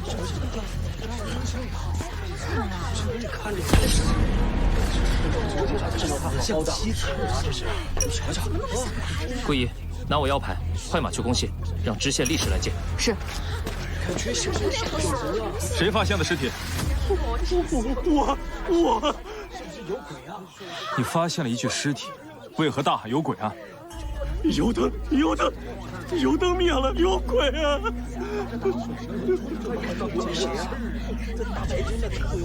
大人，您有所不知，这万灵县灯不能灭，这灯一灭，鬼就来了。我看，兴许他就是被鬼上身了。胡说！此人舌头并未探出，并非一死之状，而是被人用大力掐断了喉管，随后吊于门上，此乃人为。草民可不敢胡说啊！大人若不信，尽管去查。听说这万灵乡都死了好几个了。真是晦气啊！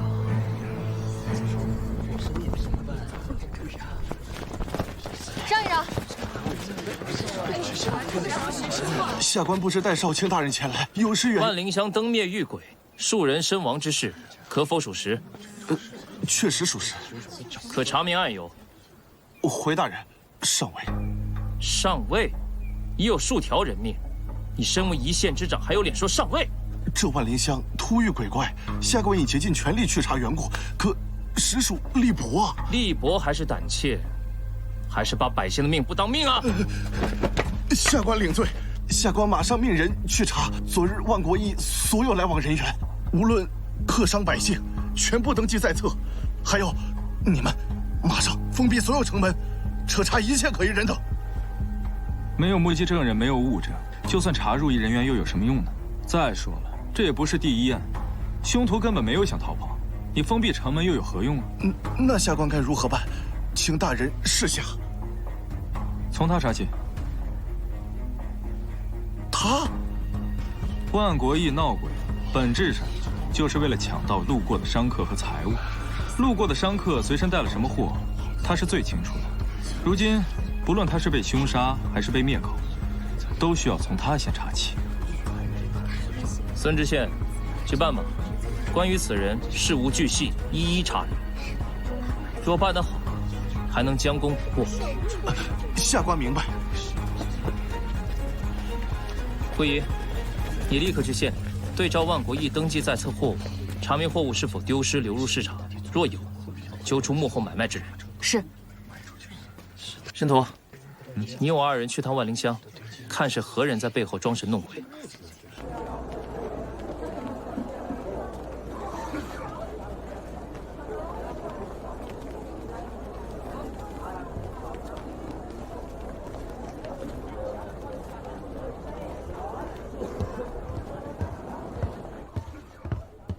掌柜，置物。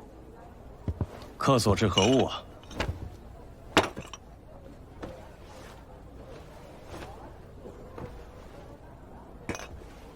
青釉皮囊壶，又是西域货。你这物实，小老看着和之前那些同路啊。老掌柜，此话何意啊？小娘子手拿此物，就问小老是何意？莫非你是在嘲笑小老？小女子当真不知啊。啊，这些日子，总有人拿些西域物事来，宝石、水晶、玛瑙、波斯锦、金银器，还有些不值钱的香料。都是值钱？非也，他们倒不图卖什么高价，只图小老能给他现钱。如果小娘子若置此物，小老便把这利钱跟您说清楚。若卖，这价可是不高。劳烦掌柜，将这些西域货物都拿出来，给我一关。小老开店营生，你是要故意搅扰？哎呀，大人，请随小老前来。还劳烦掌柜差铺里的伙计，把县上的制铺掌柜都叫过来，带上东西。好的，大人，您稍后。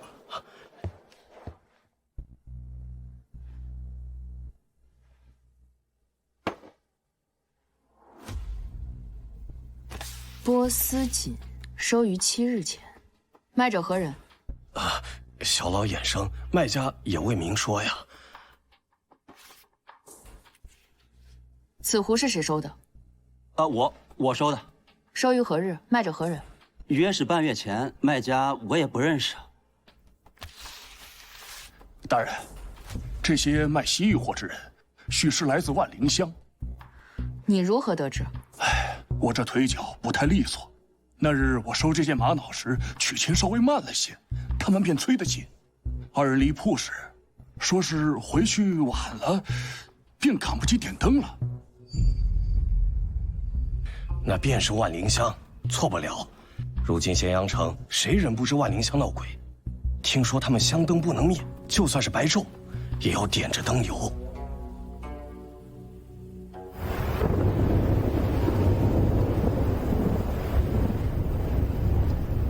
老汉儿，把灯油添够了没？你今天晚上安心休息，今天夜里我盯着。老汉儿，听说昨天夜里啊，沈清海死了。是啊。哎，咋死的？还能咋死？灯灭了呗。哦。老汉儿，算上沈清海，死了5、6个，你说这事儿会不会和当年的事儿有关呢？别胡说。睡你的觉。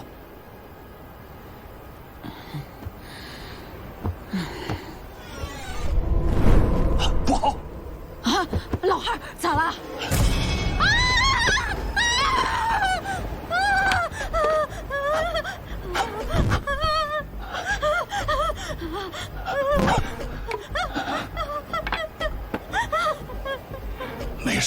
事？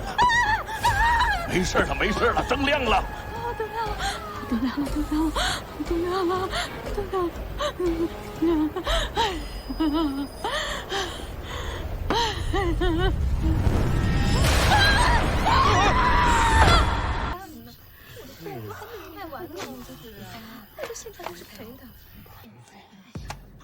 西域客商塞卢斯，何人使得？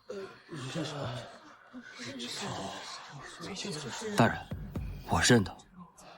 此人酒糟鼻，酒量极好，我曾与他彻夜对饮。最后一次见他是何时？大概7、8日前，我从西域回来，在万国驿小歇。第2日酒醒，便不见他了，想必一早去了长安。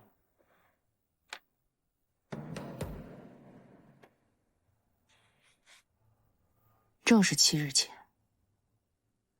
大艺人阿杜丹，何人使得？我。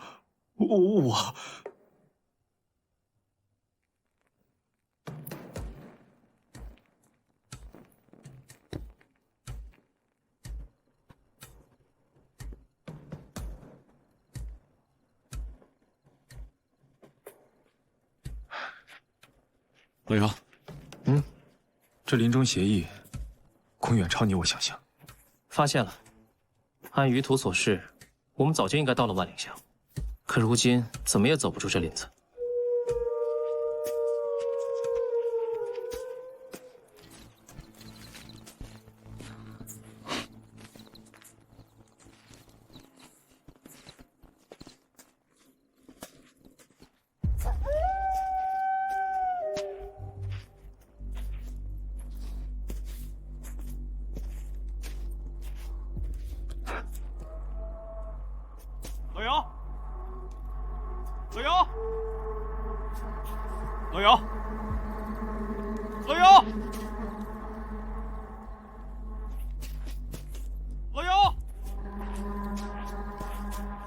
老姚听得见吗？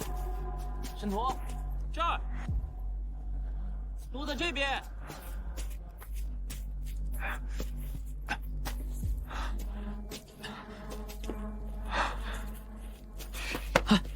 申屠，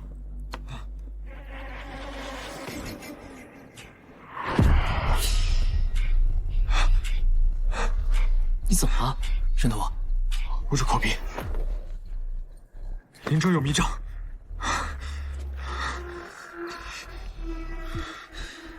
看来我们已经被困在林中了。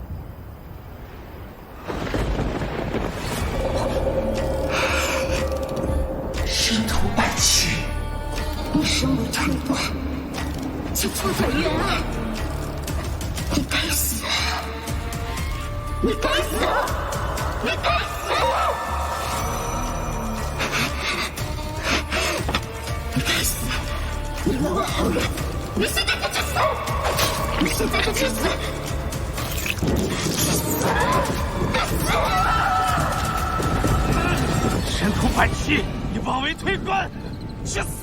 申屠，去死！申屠，醒醒！申屠，去死！去死！去死！去死！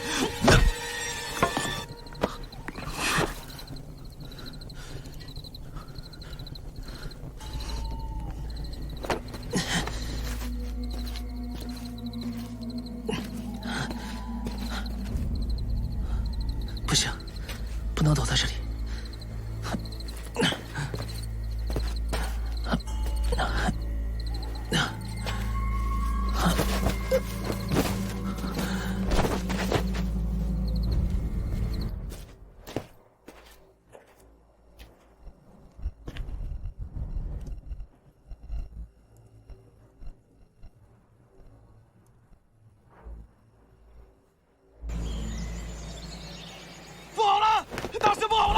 连长，连长，要死人了！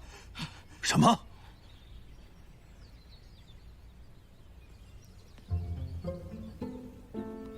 申屠，你醒了？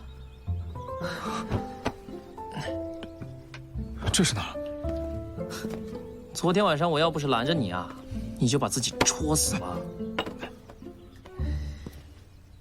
哦，这位是孙甲兄弟，昨天晚上就是他救了我们。哦，谢谢啊。可严重了，不敢说救，只是我去买灯油回来，巧遇二位迷在了林中。老姚，万灵香闹鬼，我感觉真相就在这林中。二位是为了鬼怪而来？正是。两位可是外乡人，可能不知，那片林子可莫要再去了。既然已经醒了，趁着天亮安全些，我带二位离开吧。万灵香不是久留之地。那片树林有什么古怪？那是山里的怨鬼。胡说！这世上哪有什么鬼怪？这万灵香进着容易，可要出去，就只有老林子那一条路。如今也只有定期去买灯油的人才敢走。若没有人带你们，你们永远都出不了这万灵香。良言难劝该死的鬼。既然二位不信，便随你们。又死人了，又死人了！哎，我们回去看看。走。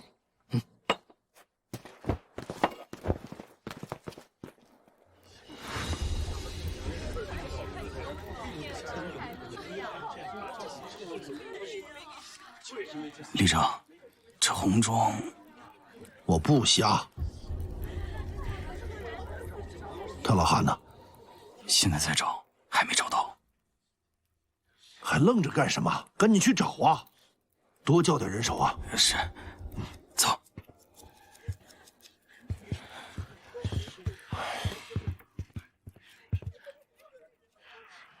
这油灯灭了。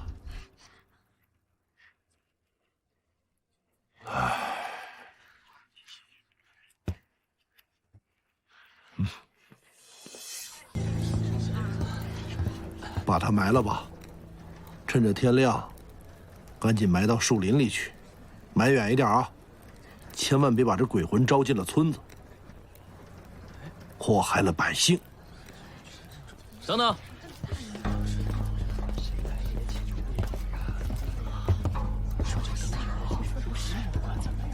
既出了命案，为何不查明案由便仓促埋了？你们二位是何人呢？大理寺戴少卿，遥远。你们往那边走。走。上面看看。你们去那边找找。你们去那边找找。好。贾良哥，这万灵香是待不下去了，要不咱走吧？日日烧油，迟早有一天把钱烧光了，也是个死啊！走。咱们当初为什么会来到万灵香？现在走能去哪儿？看见。找人去！找到了，于老汉的尸体在这儿。走走走。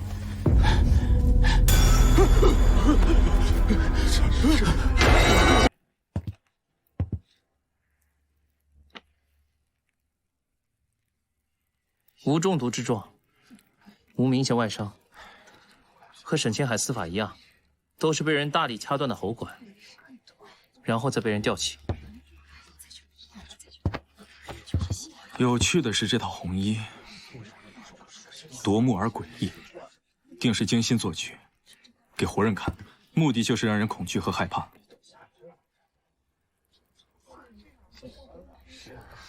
恐惧。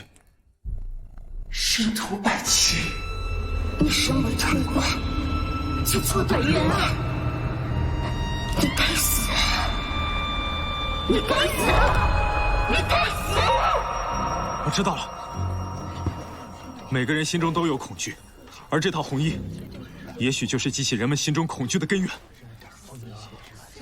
莫非问题出在那灯油上？灯油中含有致幻之物，勾起了他们心中的恐惧。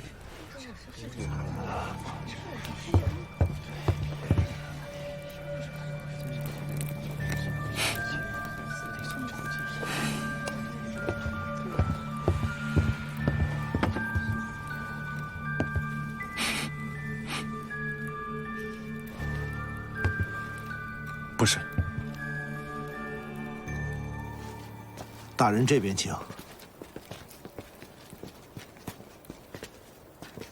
大人莫怪，只能将2位大人暂且安置于此了。有劳李正了。大人莫怪草民多嘴，劝2位还是早早离去吧。您是官，若是在本乡出了什么事，你让草民如何交代呀？这个你放心，我等出任何事情，都与你无关，不必多虑。我有疑问啊，燃灯驱鬼之法是何人提出的？孙家。有劳李正了，你先回吧。那2位大人便早些歇息，如有需求，小的家就离此不远，随时召唤我。对了，大人，这壶中是灯油，屋内呢有油灯，切勿灭了灯啊。草民告辞。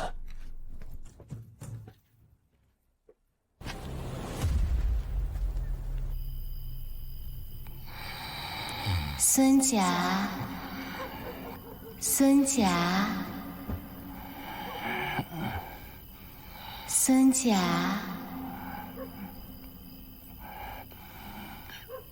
孙家。大半夜的，何人呢？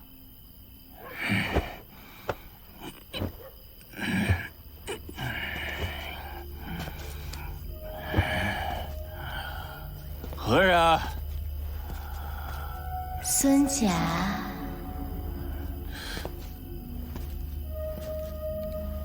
谁？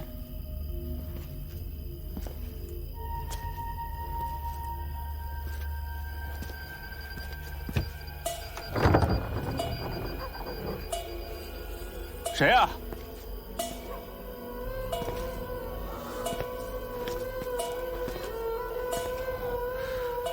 孙家。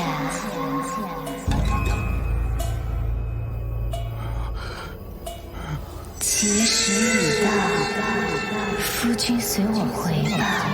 夫君。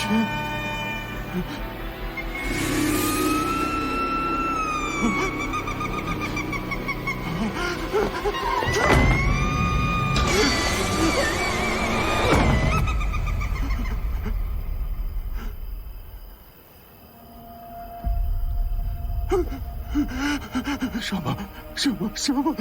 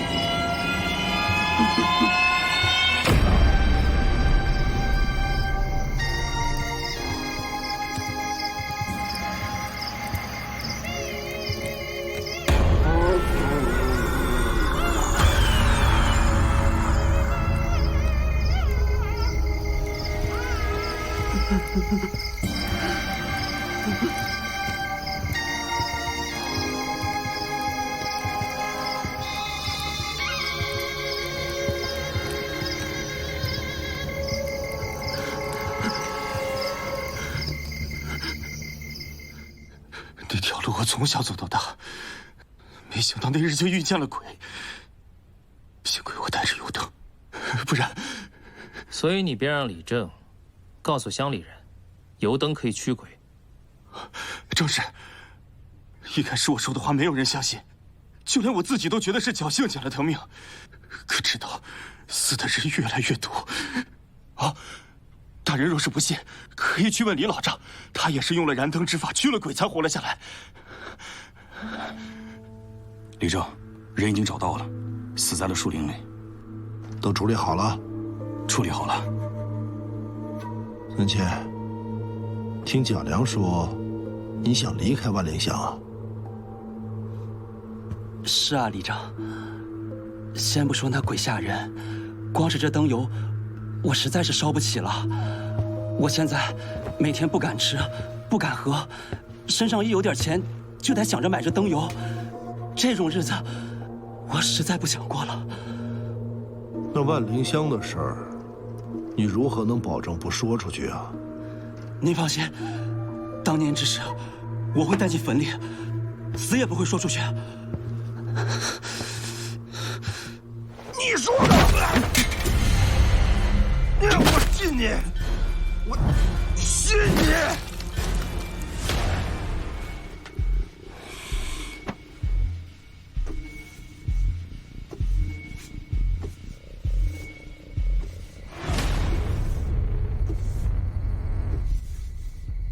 容后山。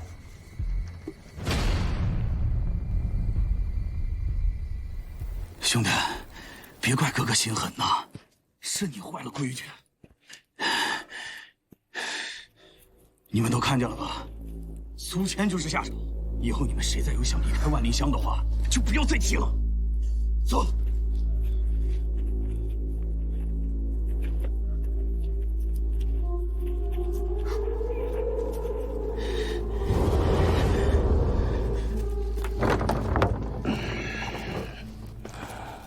李老丈，李老丈，这二位大人来找你问些情况。你是通过燃灯驱鬼，捡了条命？这条命，捡不捡还有什么区别？再也没钱烧灯油了，最后一个铜板买了点酒，喝醉了，他找来了就不怕了。他？那个鬼新娘啊，多好的小娘子啊，就成了鬼了。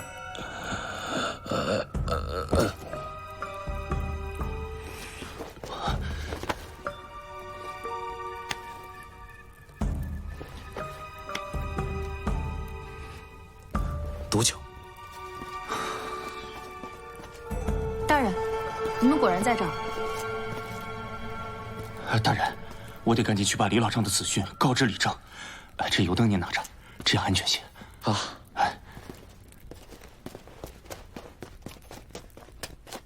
查得怎么样？万国义丢失的货物，确实都流入了方氏当中。事情也如我们猜测的那样，确为监守自盗，并且卖家都来自万灵香。老姚，你有没有发现，万灵香并无伏虎？终日燃灯，确实比不小的花销。那与万国义丢失的货物相比，如何呢？你这么一说，我想起来了，就连李正穿着都极为不同。通过抢盗换来的钱，到底花向了何处？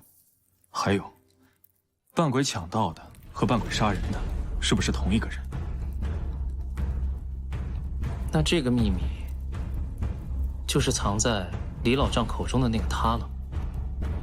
啊，还有一事，我在通往万灵香的那条路上，发现有人抛尸。走。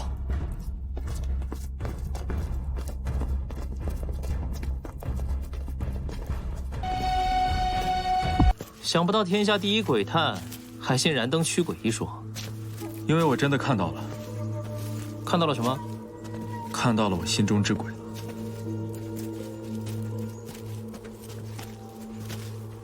那个时候，我还只是一个推官，我断错过一个案子，导致一个女子身死。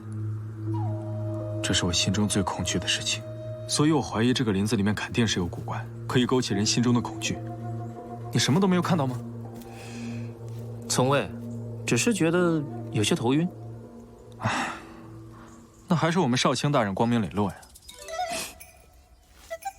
桂姨，看到了吧？这就是你眼中视为偶像的大师。那咋了？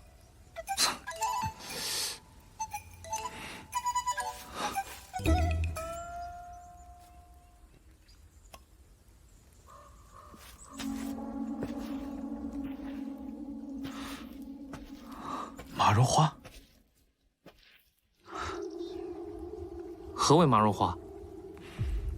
这是一种来自西域极其罕见的药草，无色无味，有极强的致幻性，其花粉可传数里远。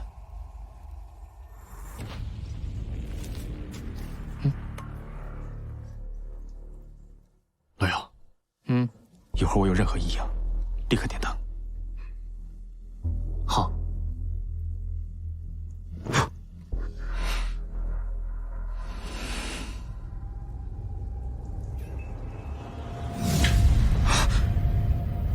身图百奇，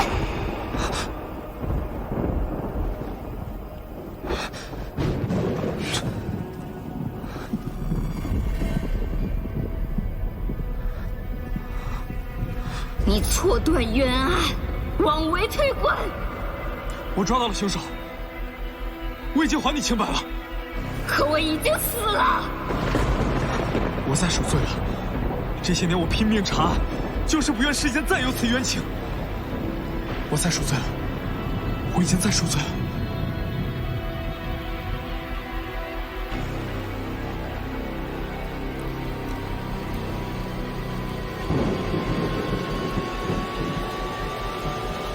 神头，神头，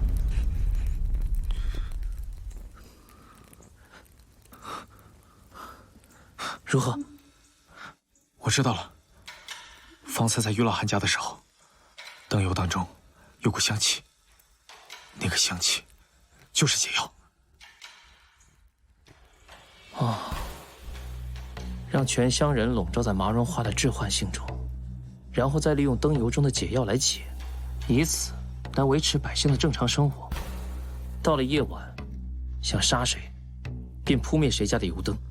也许这就是真相。可他为什么要绕这么大个圈子，让全乡的人散尽家财，为油灯所累？莫非全乡人都是他的仇人？先找到小木娘子说的抛尸之地，看有没有什么新线索。应当是那边。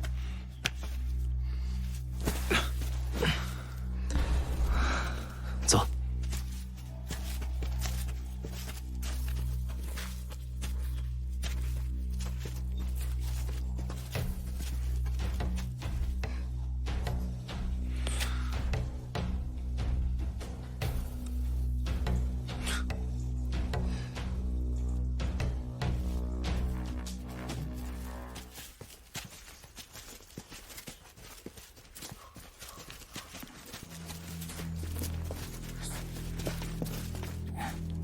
这条路是条不归路。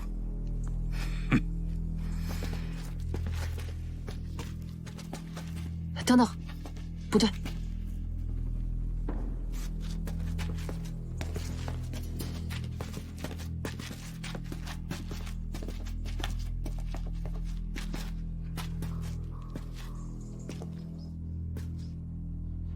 这边竟是悬崖。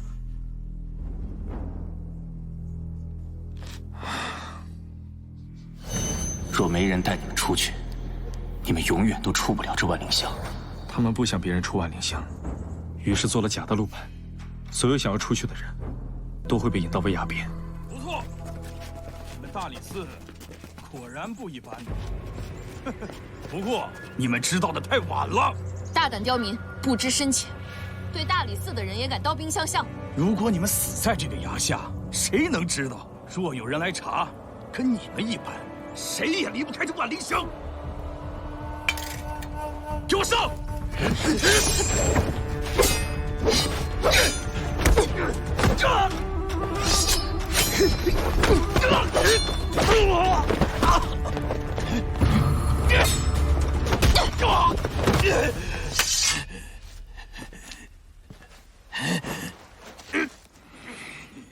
看看他们心里在怕什么。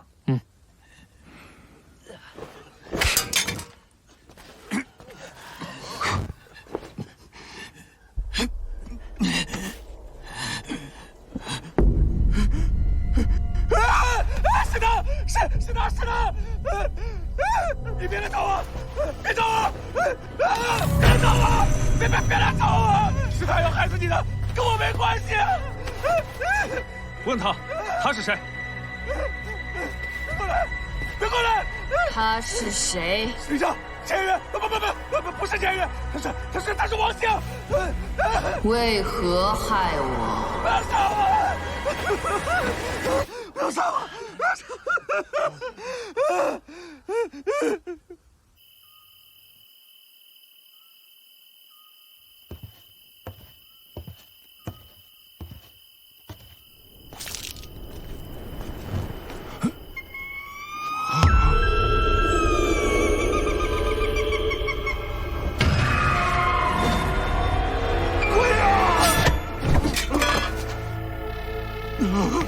饶了我吧！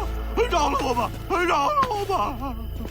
在林子里种下麻绒花，用这身红衣勾起他们心中的恐惧，再用灯油中的解药控制，想杀谁就灭了他的灯，对吗？活着的人也终日生活在恐惧当中，昼夜燃灯，散尽家财，最终饿死、冻死。我说的没错吧？你为何要置全乡的人于死地？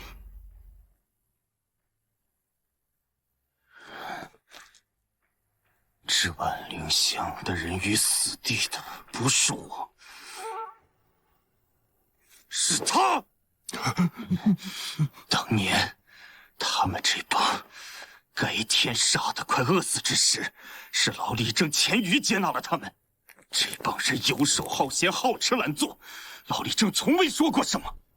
可终有一日，万灵乡养不起他们了。后生，后生，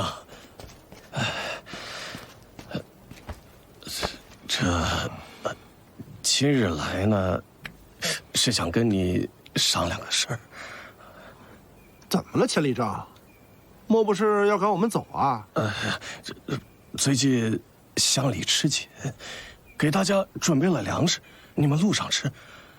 在外那么久，也该回乡看看了。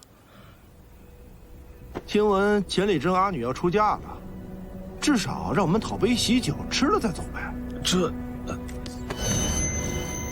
生你恩，懂你仇。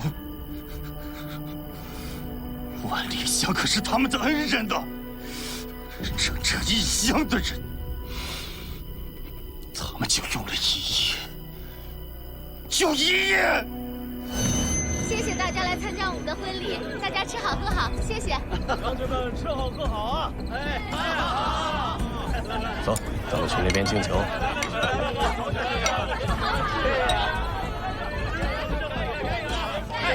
敬各位啊！加上脸，上脸啊！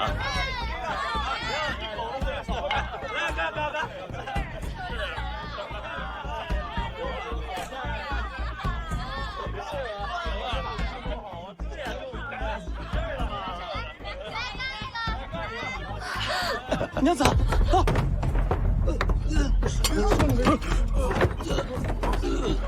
这事儿吧，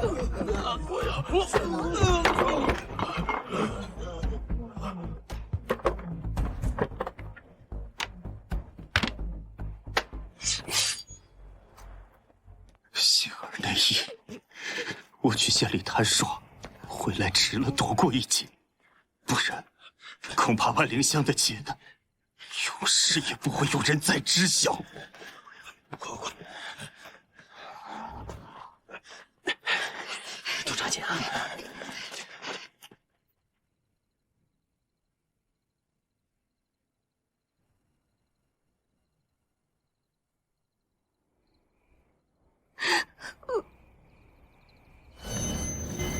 他们占了我们的物，用了我们的名。若你等为官之人还有人性，别让开，让我杀了这个畜生！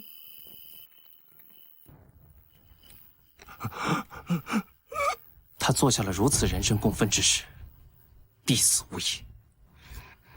今夜我做主，你可以选择杀了他，我等就当从未来过万灵香。你也可以选择把他交给大理寺，让大唐律惩治他，并昭告天下。孙家，相信我，比起大唐律的惩罚，你杀了他，就是给他痛快解脱。我保证，他的骂名会传遍大唐的每个角落，遭万世唾弃。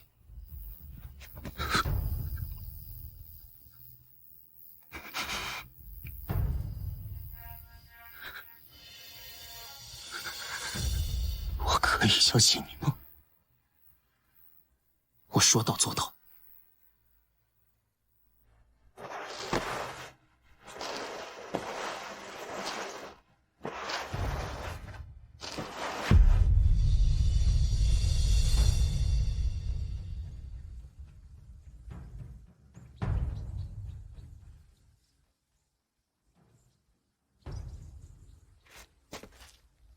大人，这具尸体是酒糟鼻，他是西域客商塞卢斯。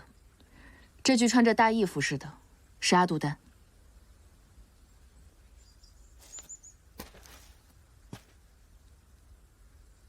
这些白骨身上都有刀痕，应当是15年前万灵香的冤魂。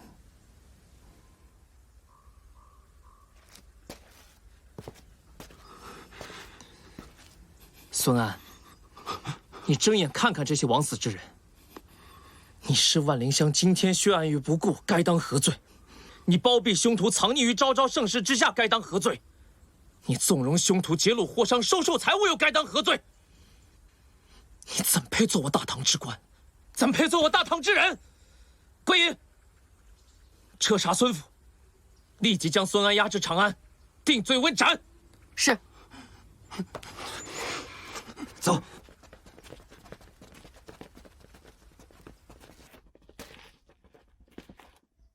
贪欲啊，谈到头来，又能得到什么呢？那孙甲呢？你打算怎么判？孙甲，孙甲是何人？15年前那本万灵香名册上，并没有此人啊。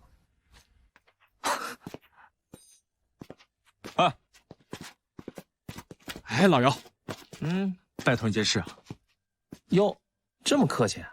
说来听听。我在万灵香碰到鬼这事儿，你会查就别往外说了啊。那可说不准，看心情吧。看心情？你看心情是不是？你再说看心情啊！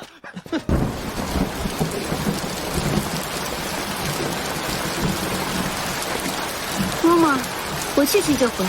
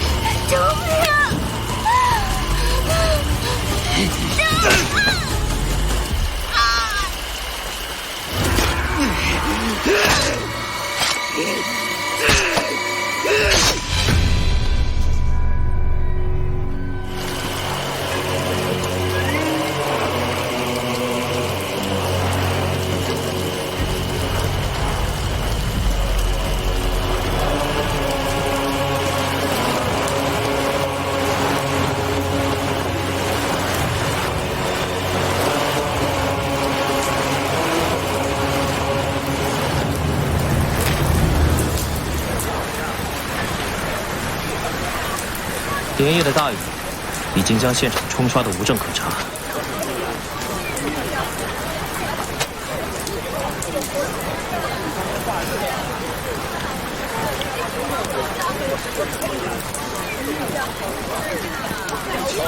让开！让开！让开！让开！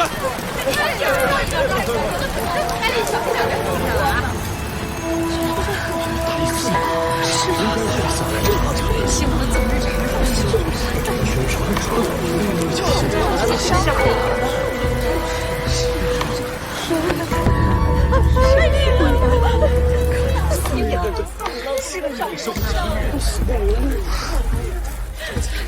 是否去请山图大师？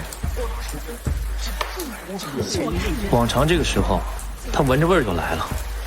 今天奇了怪了，到现在都如此安静。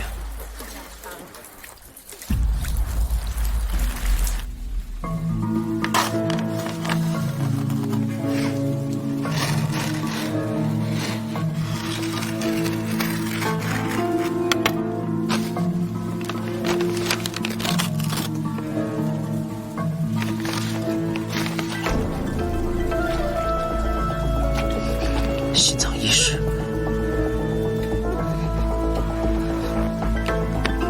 顶骨、额骨、颞骨、颧骨、鼻骨、下颌。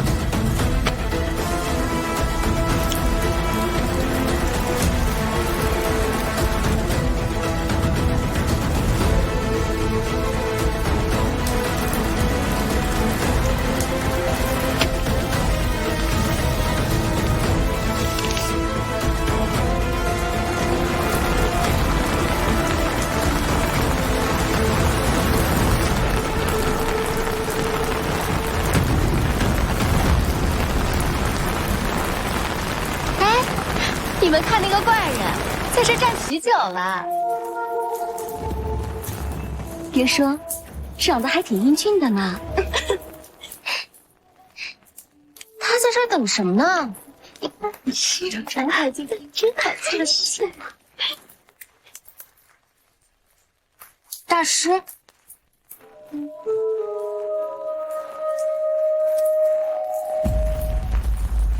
老杨，还算没让我等太久。我就知道，少不了你。大师，你这是未卜先知啊！竟然全都算到了。你家大人的本事，我最清楚了。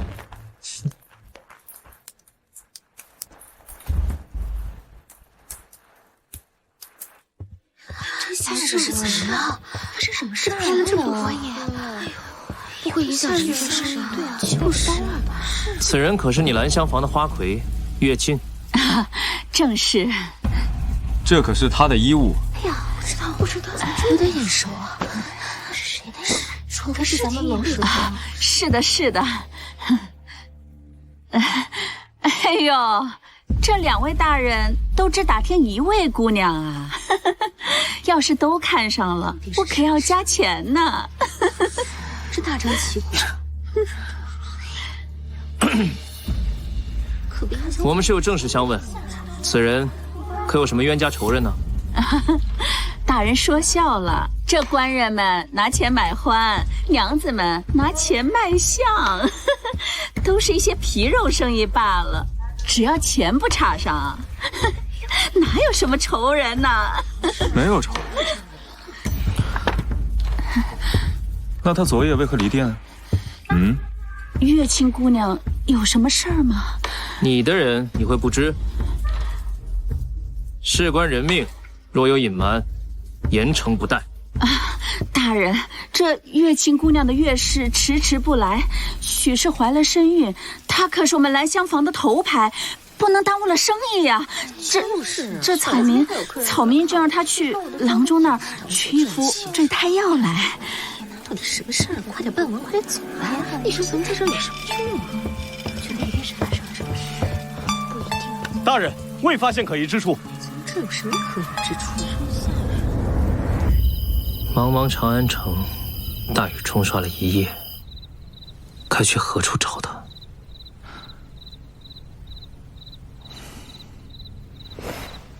别灰心，老姚。如今我们能依靠的，就是你这双圣手。再验尸吧。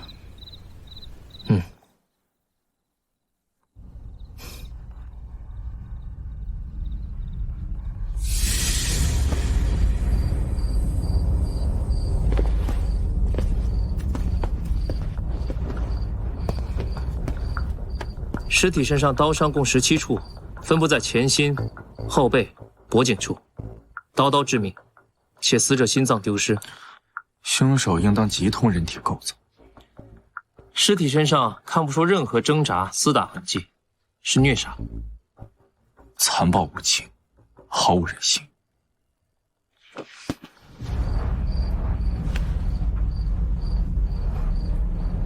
并无侵犯痕迹。目标是青楼女子，不为色的话，更不会为了财。更让我想不通的是，这后背的伤痕看似杂乱，但又像是有某种规律一样，像是……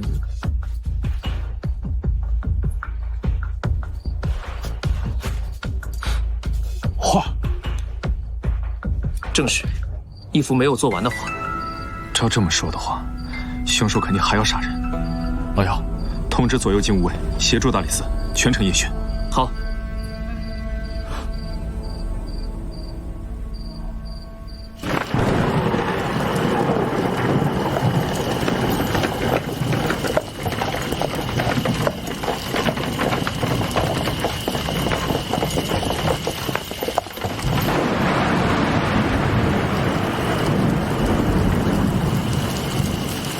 回去告诉嬷嬷，我已到孙员外府了。今夜让阁中把我的牌子撤了吧。是。撤。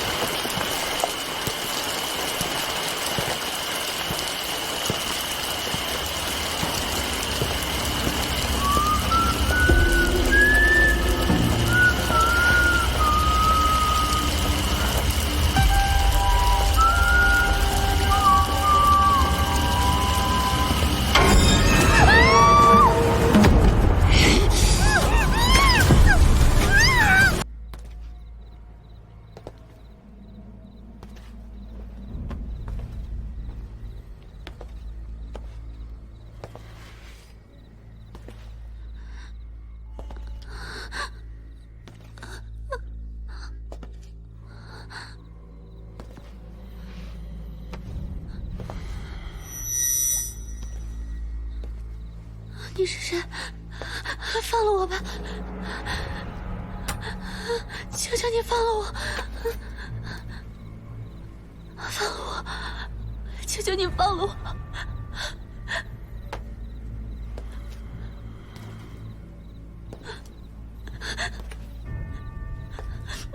放了我！求求你了！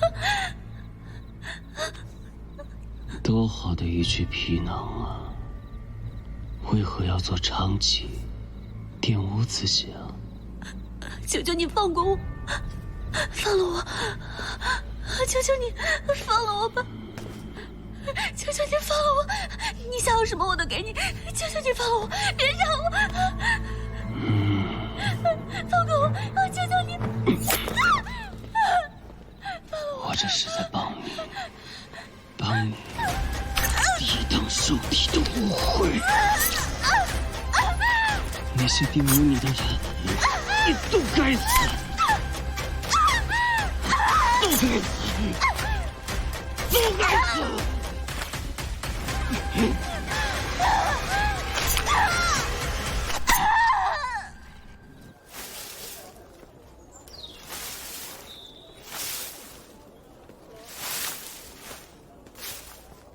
这恼人的阴雨天，终于停了。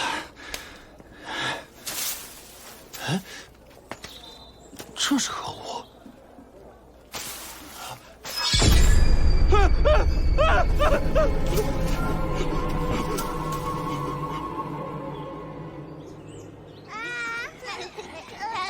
才子阿哥今天给你们带什么好玩的？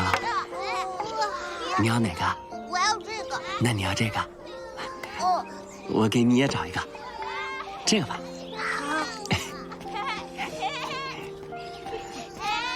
娃娃们，导师来啦！吃饭了，把玩具都放好啊！吃吧吃吧，我也要。都有都有，每个人都有，不要抢啊！每个人都有。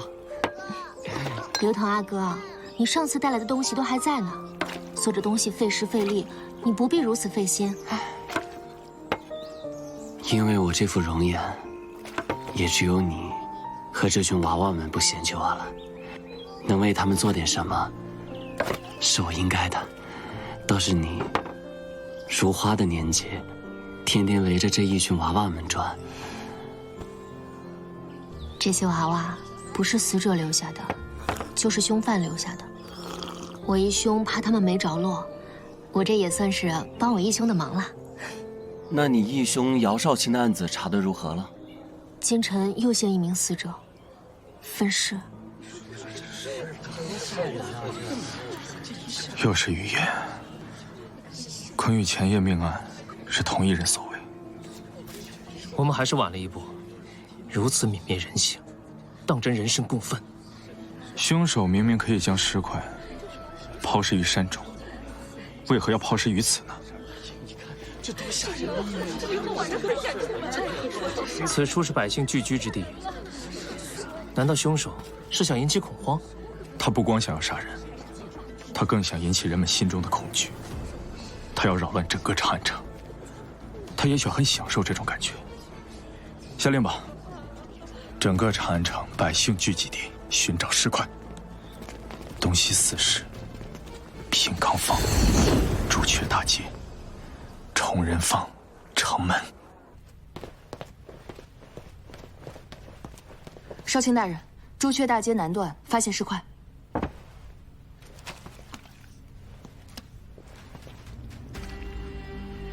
无误。大人，平康坊发现尸块。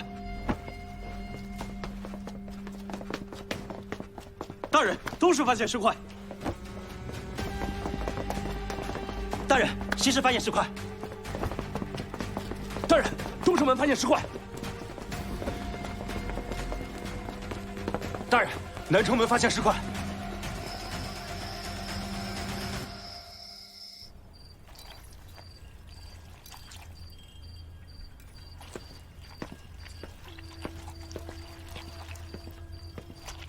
老姚，一天了，滴水未进的，歇会儿啊。我要是歇了，就是给凶犯时间。可以啊，少卿大人，有我当年的风范啊。你，少卿大人，闭嘴。少卿大人，依据您还原的画像，死者身份确认了，百凤阁花魁春儿。又是长吉，同是雨夜。同样是未被侵犯，共37块尸块，废葬遗失，唯独躯干却完整无缺。第2幅画出现了，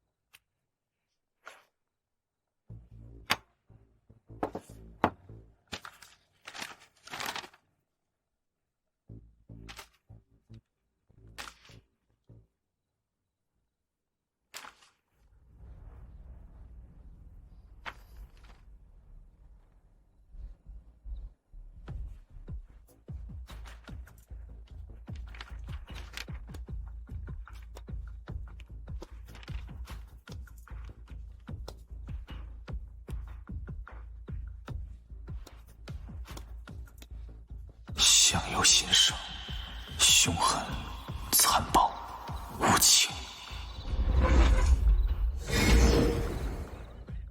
在行凶过程中获得快感，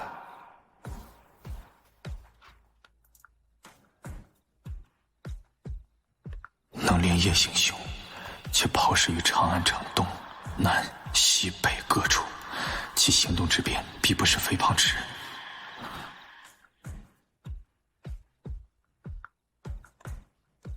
目标皆为长吉，但死者并未遭到奸污，不是贪色之人。长吉挣的钱财皆在老鸨手中，也谋不到财。毁其面容是为了……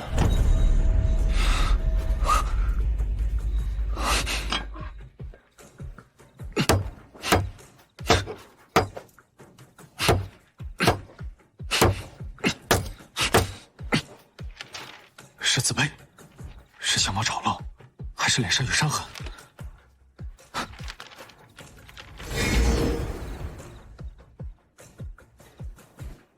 若是脸上有伤痕，必会一发开之。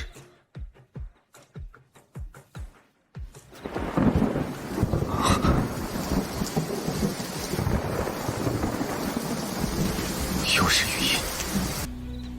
各位前来相助的金吾卫郎将，各位大理寺同僚，今日命案如阴云般笼罩长安，阴郁不散。如今夜雨将至，命案恐再发。遥远特请诸位夜查长安，为保长安太平，少卿大人，您尽管吩咐吧。长安城108方，朱雀大街以东，就拜托你们了。诺。穆桂仪，带领大理寺的所有人员，彻查朱雀大街各方，不可遗漏任何一个角落。是。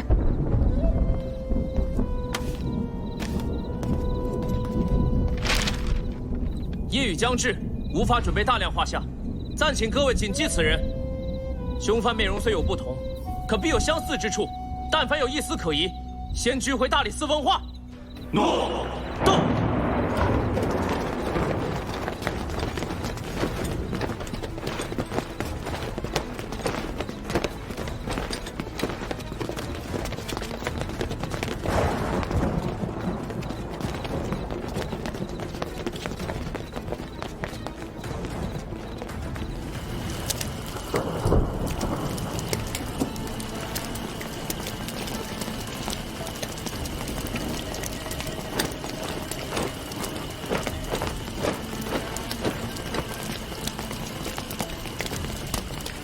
你去那边。是。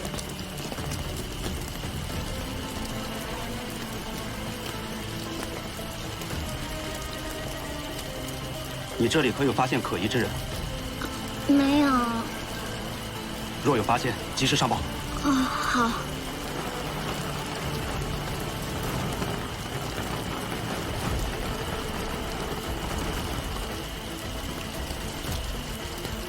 走。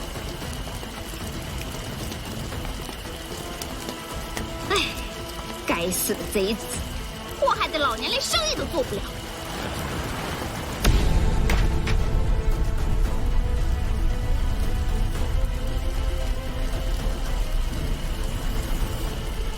老天爷呀，这雨要再这样下去，可让我如何活呀？哎，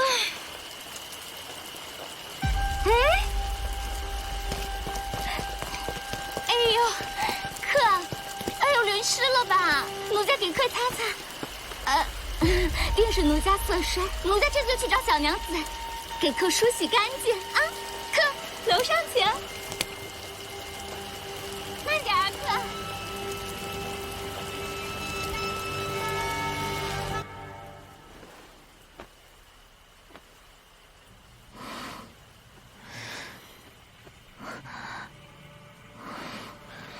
身子已经擦干了，客请快些离开吧。为何？无他，不是罢了。请恕无法伺候。低贱的长吉，有何脸面装清高啊？客还请看看自己，什么阿杂东西！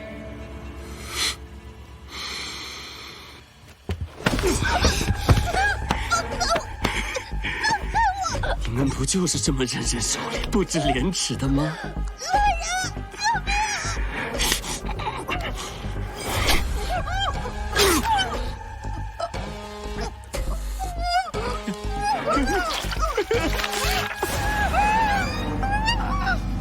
世间的娼妓都该死，都该死，都该死！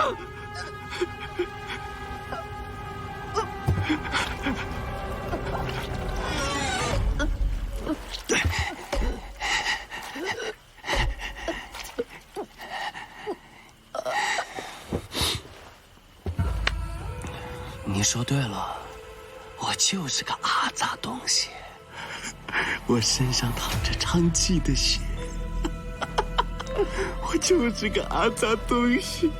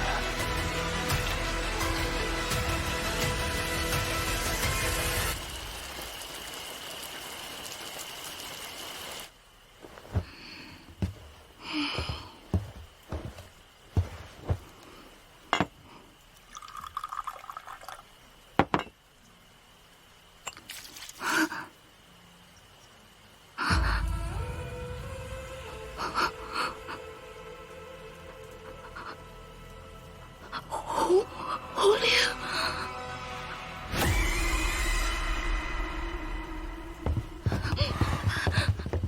官人们就是这间房。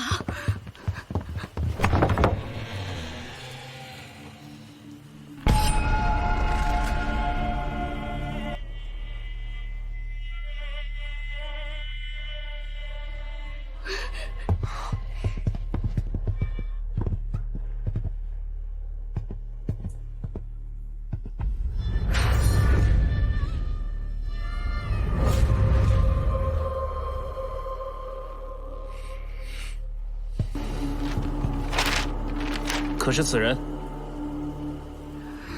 奴家给客擦擦。有些相像，但是眼睛似再小些，下巴似再尖些，鼻子似再大些。来人，将死者放下。诺。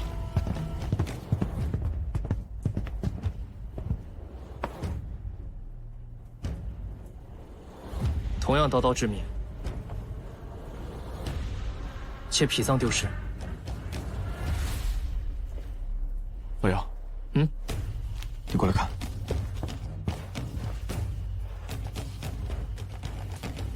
看这个，这是我们离他越来越近了。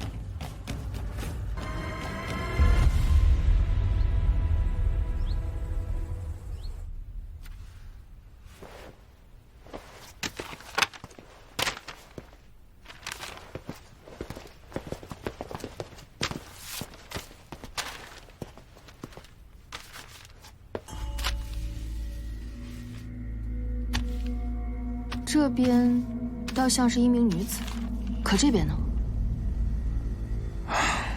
此话还未话完。他还要杀人？申屠说的不错，凶手取其内脏，不是随意取之，或许是有大用。然五脏已有其三，他必然不会停手。你觉得他意欲何为？借命。借命？相传有一种邪术，取其健康的五脏，辅之以一具傀儡，再施以法术，便能使濒死者起死回生。傀儡。嗯。你可还记得昨夜在红灵房间找到之物吗？沾湿的巨墨。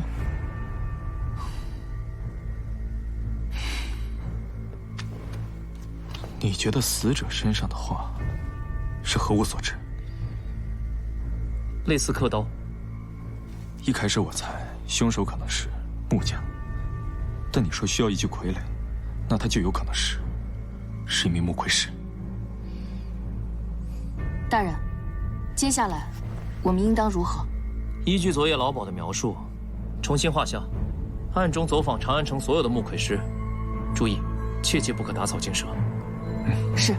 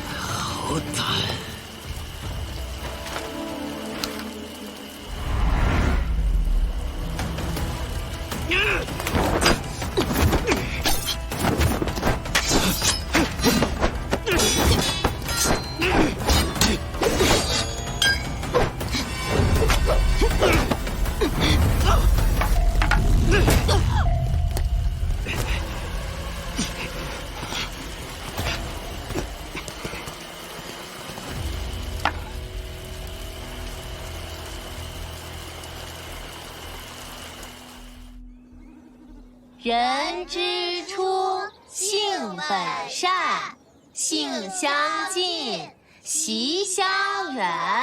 苟不教，性乃迁。义兄，来，去吃糖果吧。去吧，去吧。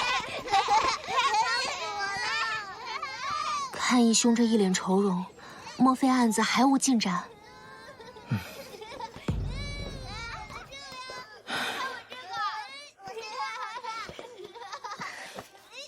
义兄莫愁，以义兄的手段，饶是再狡猾的凶犯，都逃不出义兄的手掌。天晴了，长安城所有的妓馆也都有了防备，他不易下手了。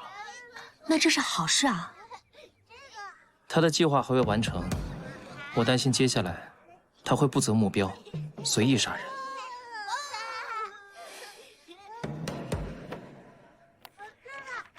熙柔，你也要小心，当心此人，入夜切莫外出。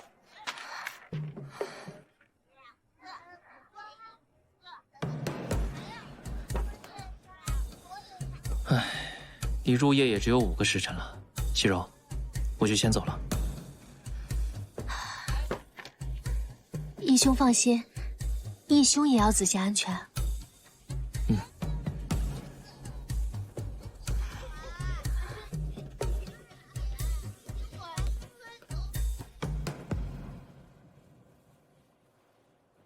大人，全长安所有木窥师的铺子买了个遍，尽皆在此，没露出破绽吧？没有。大人。诸位，凶徒面具做工极佳，锉刀痕迹细如发丝，漆面加入了桐油，故亮度极佳。红漆里含有大量的朱砂，故鲜红如血。漆面共修6层，依据这些特征一一比对，半个时辰之内给我结果。诺。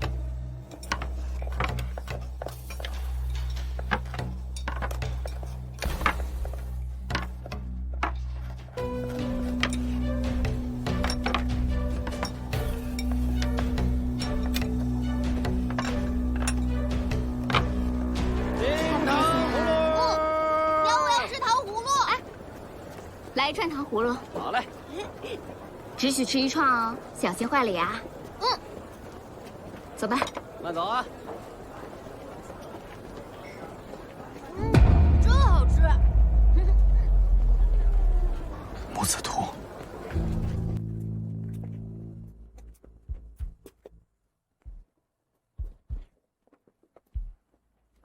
他在死者身上作画，是在将心中所求之爱画出来。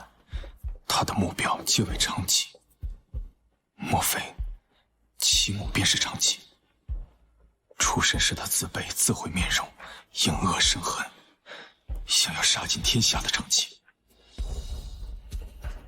如此一来，就都能说通了。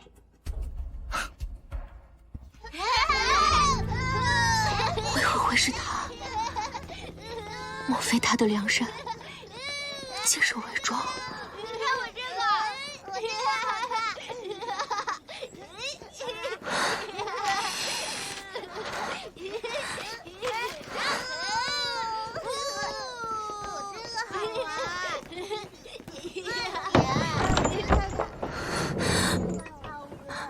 西老，刘腾，阿哥，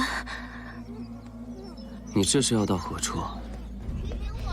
娃娃们饿了，我去买些饭食。不必了，我带了点心蜜饯。娃娃们，看看阿哥，给你们带什么好吃的了？好吃的蜜饯，来，每个人都有啊。来，给我一个。西柔，啊，你义兄的案子查得如何了？没什么进展。阿哥，你的腿这是怎么了？哦，摔的，不碍事。那我去给你拿些药吧。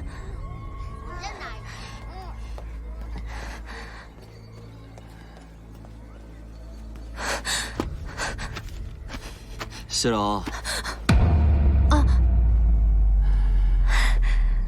我听闻姚大人已经把凶徒的画像画出来了，当真？都是坊间传闻罢了，义兄哪有那么神啊？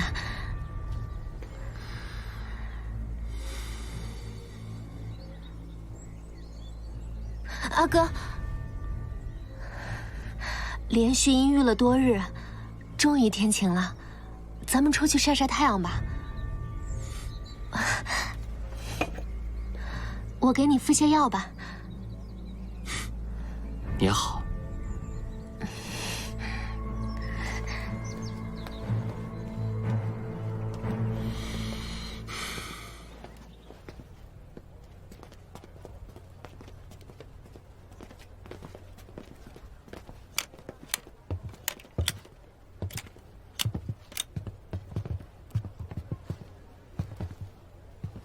将士啊，这面具可是你殿中之物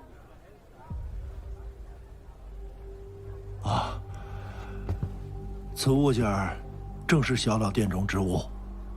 几位身穿官服，怎么，这物件有什么问题吗？那问题可大了。近日长安城中发生的命案，这可是关键的物证啊！看来几位是怀疑小老了。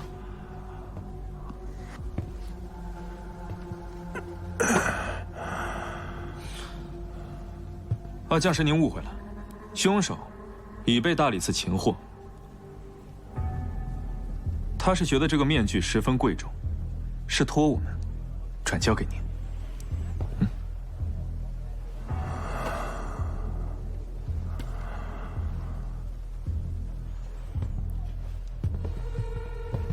你们抓错人了，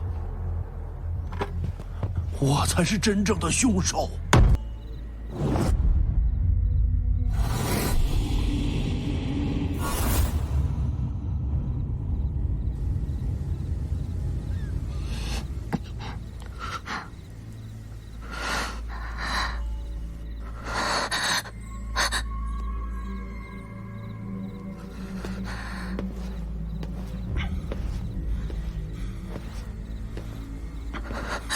干什么？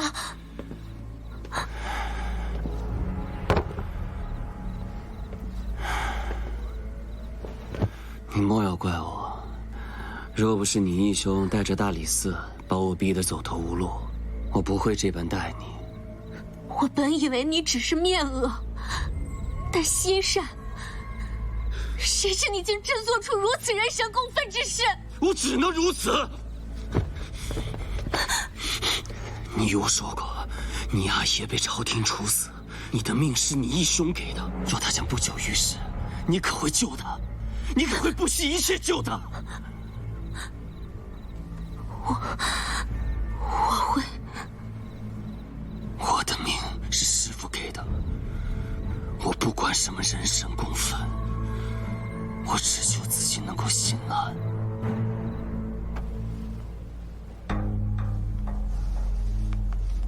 这就是我昨夜逃跑时留的刀伤。你昨夜是何时何地受的伤了？亥时，万花坊附近不远。那你为何要将死者的面部撕毁呢？是为了让官家认不清死者的身份，这样就无处查询。很好，那么请你把在死者身上刻画的画给画下来。你既能在皮肉上作画，想必在纸上更是易如反掌吧？若你真能画出，我大理寺便定你的罪，饶过你一心包庇之人。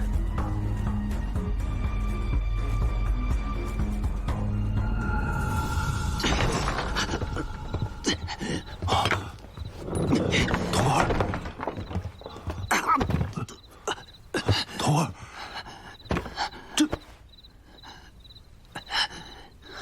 你被他们发现了啊！你，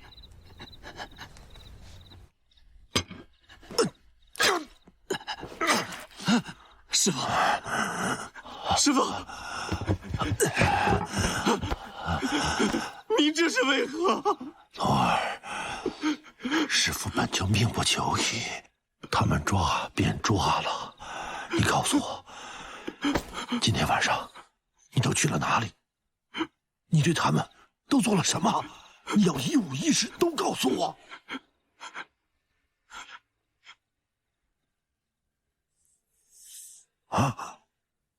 我今晚去了万花坊，还是我杀了他们，取了他们的肝脏，刺破了他们的脸。还有什么？没了。这孩子终究还是把我给骗了。将师，你可知有种江湖邪术，叫做木魁接命？果然是大理寺的人呢。这满屋子的膏药味儿，想必他要救的病入膏肓之人，就是你吧？没错，就是我。你真相信有那种接命的邪术？起初，童儿想杀人救我之命，我是拦着的。可是人越临近死亡，就越容易恐惧，越是心里惧怕，就越是想不通，为什么我是如此短命之人？为什么老天对我是如此的不公？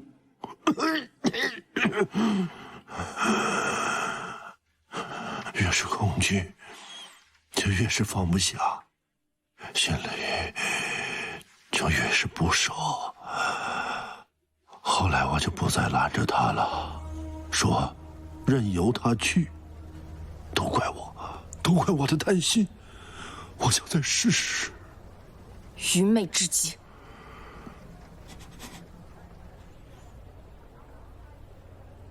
他现在人在何处？把我生下来的那个女人是个娼妓，从小我就不受人待见，他们骂我、打我，指着我的鼻子说我是娼妓之子，好像我生来就是一个被人摔打的木偶一样。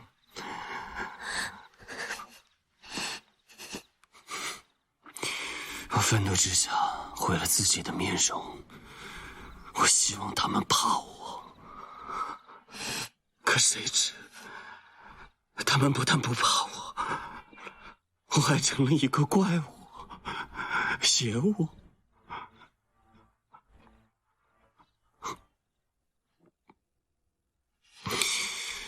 西柔，除了师父，只有你肯正眼看我。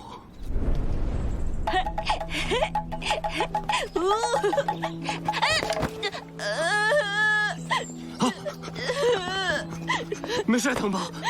啊！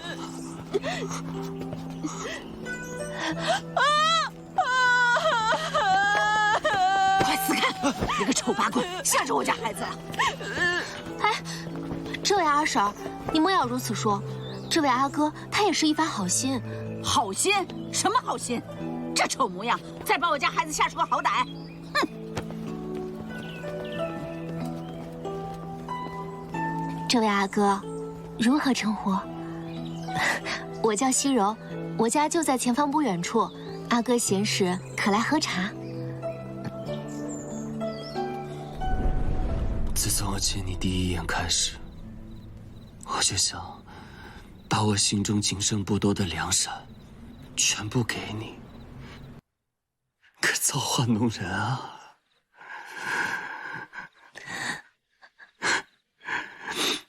待我救了师父的命，我也会死。我把我这条贱命赔给你。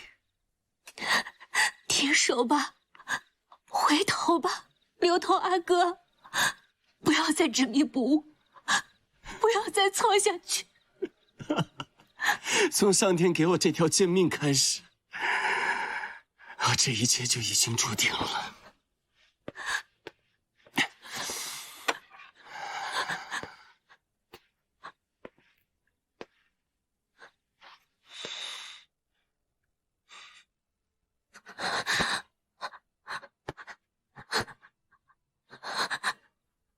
我不会让你有痛苦。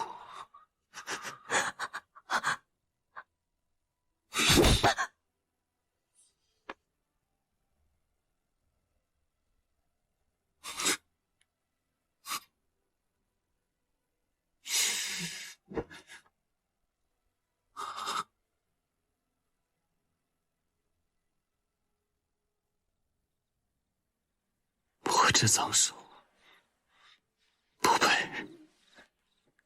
住手！童儿，西柔，刘同，你放了他。师父，童儿马上就可以为您续命了。童儿，解命是江湖邪术，是虚妄。之前师父没有拦着你，是师父错了。现在听师父的，放手，放手啊！不是虚妄，师父，我能救你，我一定能救你。现在五脏之缺一脏，我有我自己的，我一定可以救你。住手！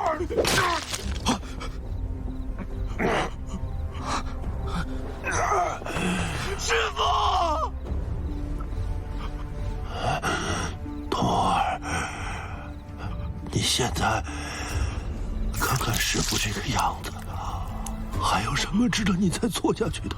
啊，师父错了，师父贪生怕死，把你逼上了一条不归之路。师父的自私，害了我唯一的徒儿。师父，孩子，放手吧，你还小，不要背上太多的罪孽。师父求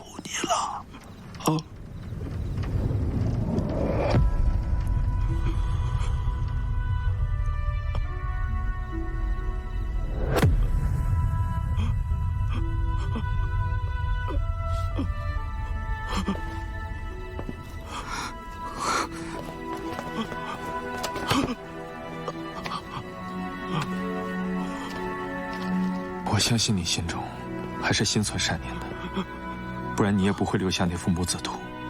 你心中所想，我看懂了。你别再跟我提那个贱人，我这辈子只有师父。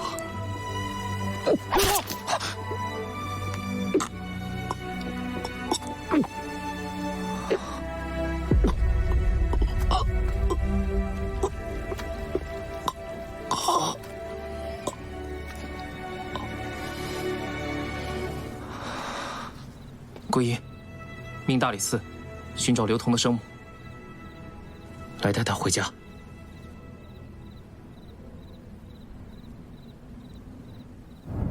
来吃糖果啦！我也要。别挤啊，都有，一个一个来。想不到我的少卿大人，平日里端得4平8稳的，还有这么一处偷闲之地。自己分吧。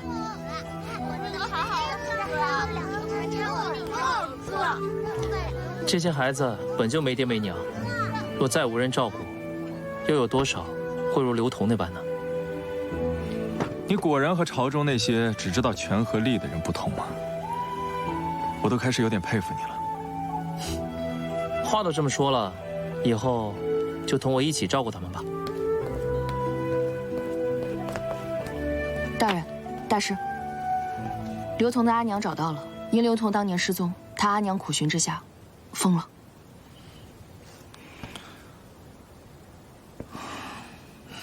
哎，西柔呢？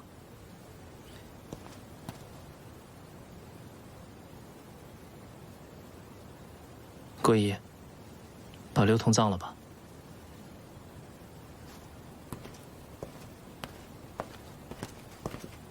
身为执法者，却能兼顾法与情，你家大人呢？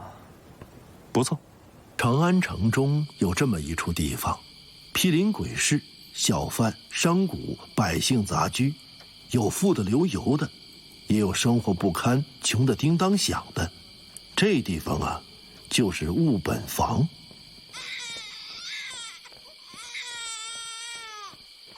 哭哭哭！胡老汉，你倒是管管你这孙儿啊！这大半夜的，让不让人睡觉了？生怕别人不知道你得了个孙儿是吧？胡老汉，胡老汉，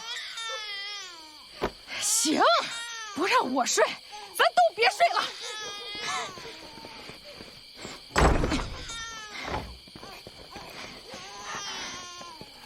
傻子，你爹呢？你儿子哭成那样，你们爷俩就没一个管管？傻子！胡老汉，胡老汉，胡老汉，孩子哭成这样也没人管。胡老汉，胡老汉，胡老汉。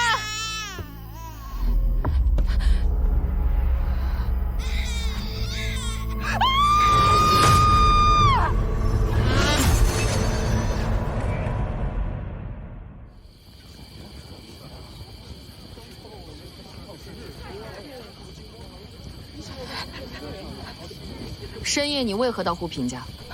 胡品家的孙儿一个劲儿的哭，吵得草民没法睡。大人，真的与我无关啊，不是我干的。你问他们，肯定也有人听到。你们说话呀！你们说话呀！为何都不说话？大人，草民与胡品无冤无仇啊！程破天就是看不起他。嘲笑过他家里有个傻儿子，他们也都骂胡品。你们平日里不也是对胡品指指点点的？怎么这会都哑巴了？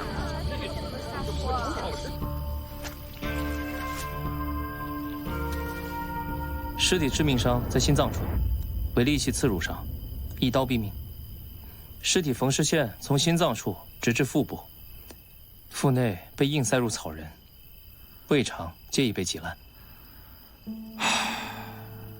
究竟是何等通天的仇恨，才会做下如此恶毒的诅咒。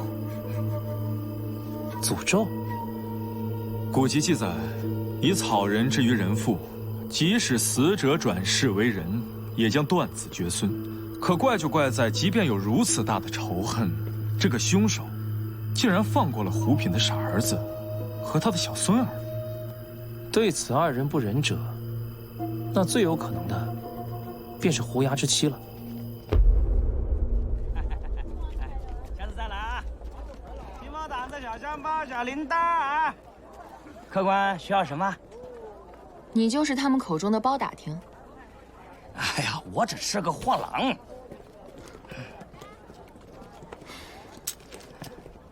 哎，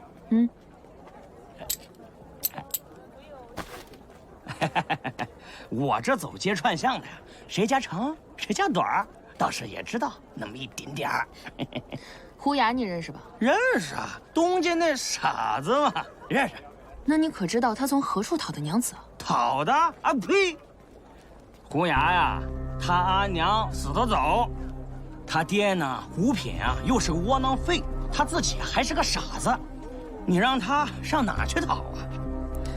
那女子为何愿意嫁入胡家呀？她是何来历？哎呀，这个，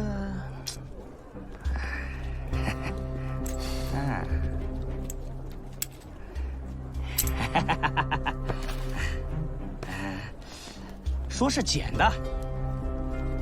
捡的？你说这要是捡吧，他也轮不到他胡家呀。我看呐，8成啊是花光了家里所有的钱买的。你可不知道啊，这一向叫人看不起的这个胡品啊，这次可算是扬眉吐气了。卖花了，卖花了啊！这就是哎，这才什么时间？就那个胡品，几位嫂子，这舌头又痒了，又嚼谁家舌根子？去，哪儿都有你。说出来给我听听呗。还说啥呀？正主来了不是？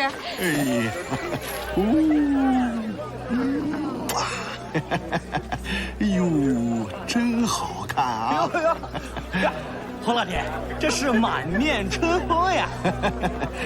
这不怕孩子在家憋闷得慌吗？带他出来转转。哎呀，胡老爹，这又当爹了啊！又当爹了，这是啥话呀？别笑，这是胡牙的孩子啊，我孙儿。哎呦，你看还是个阿郎。哎呦，阿郎长得真好看，漂亮。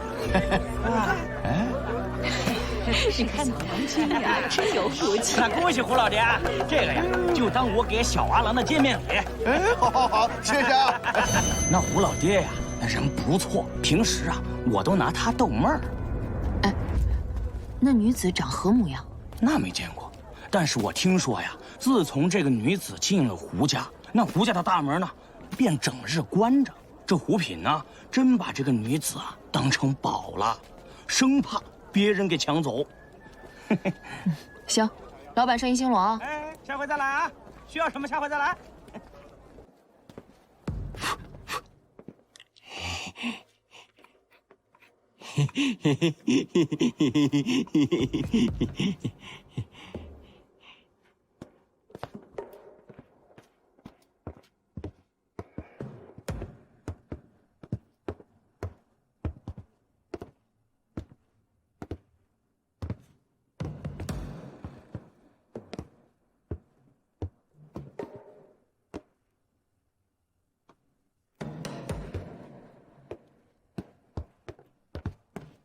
大人，问清楚了，胡牙确实曾有一房娘子，可诞下胡家那小阿郎之后便不见了。老姚，长命锁，这个东西造价不便宜，胡家并不富裕，怎么会有钱做这个呢？此物崭新，像是刚打不久，莫非胡品死前曾得到一笔横财？桂叶，去左近的银铺查一查。是。就在前面，田家，死者是田家家主田万。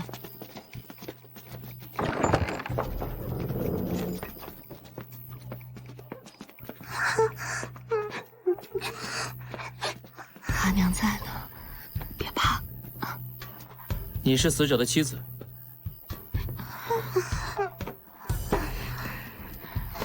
是，奴家田陈氏，陈莲。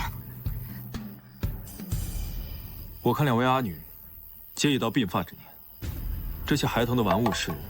郎君曾纳了一房侍妾，本已待产，全家欢喜不已，早早便将襁褓所需之物备下。奈何侍妾突然出血而死，郎君悲泣，便将这些物事留下，就当是留个念想。死者在哪儿？在房中。进去看看。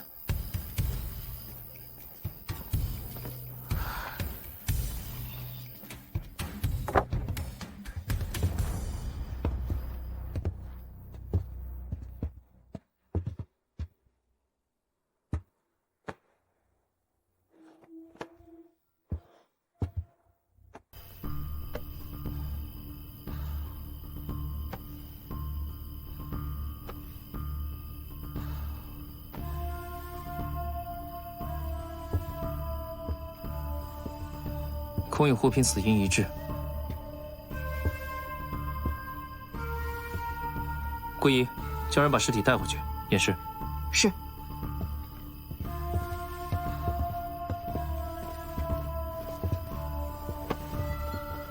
可有什么发现？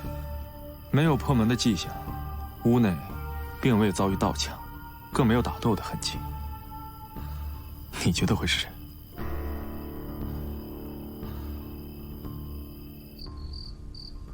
阿娘，我怕。阿娘，我也怕。没事的，阿娘在呢。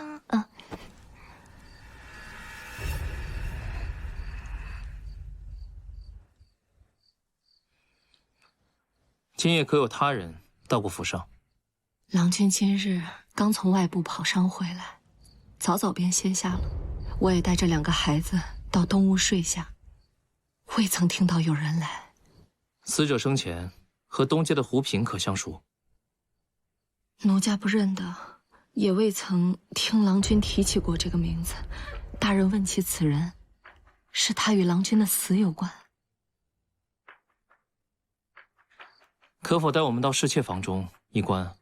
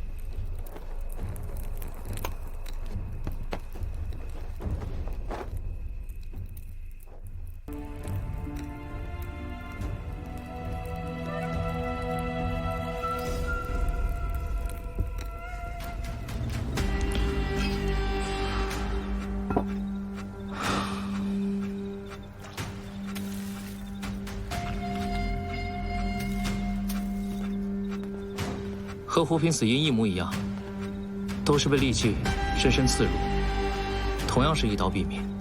若是陈莲，那她和胡平又是何关系？莫非是那个侍妾？那个侍妾房中并无太多灰尘，显然没有闲置太久。若真如陈莲所述的话，房间不可能如此干净。鸡毛掸子、小铃铛、小香包，快来看一看啊！鸡毛掸子、小铃铛、包打听小香包，快来看一看。呀，这不是上次买我货的娘子吗？这又是？田万是否有一房侍妾？有，没有。有还是没有？你爽快点。哎呀，之前呢确实有个女子住进了田万家，但呢不是侍妾。你这是何意？关于纳妾的事儿啊，田万呢抱怨了很多次了。鸡毛掸子、小香包，快来！你说是我不行还是弟不行？我觉得是弟不行。那你换吧。呀，这不田老哥吗？这是为何事啊？这愁眉不展的呀！哎，去！还能因为啥呀？想抱小郎君了呗？那陈莲生不出儿子，又不让纳妾，你瞧瞧这给他打的啊！这娘们也太狠了点啊！你一边待着去！你是不知道，这陈莲的脾气啊，她就是一只母老虎，泼辣的很。这田万要是敢纳妾呀，陈莲敢把他的腿打断喽。当真？当真。你在我这儿买的消息，娘子，你就放1万个心吧。陈莲呐，给田万诞下2个女娃。你说你要是田万，你不想找个女子抱个小郎君，延续香火？脏嘴贱！实话。那我问你啊，这女子她是何来历啊？哎呀，娘子，这个钱呢，还是还给你吧。我确实不知道，你问别人去吧。鸡毛掸子小铃铛。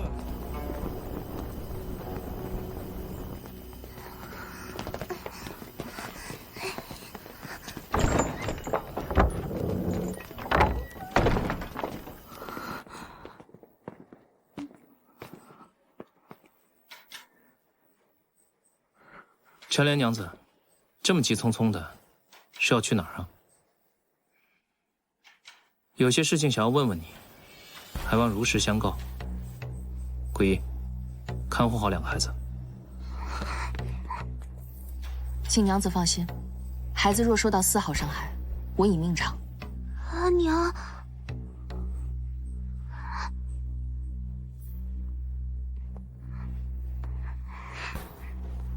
走吧，去和阿姐玩会儿。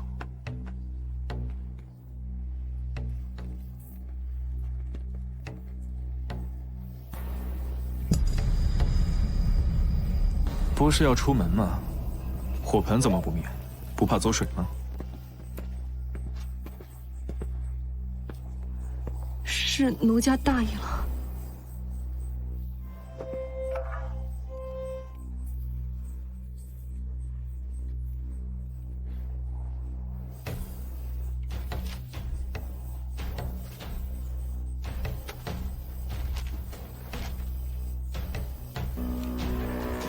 大人恕罪，奴家确有隐瞒。奴家驾驭郎君以来，只能为郎君生下2名女娃，无奈便买来1名女子，想着若是能给郎君抱上个小阿郎，给田家续个后也好。我2人约定，对外只说是家里找了1名侍女来伺候我。那你为何编造难产出血一说？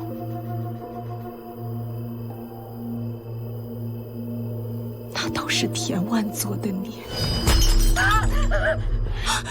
郎君，你先莫急，那郎中好的人也不一定准成啊。他说是女娃便是女娃。阿梅，你先起来，别动了胎气。我要女儿何用啊！你这个骗畜！我买你回来是让你给我抱小郎君的，生不出郎君，我要你做甚的？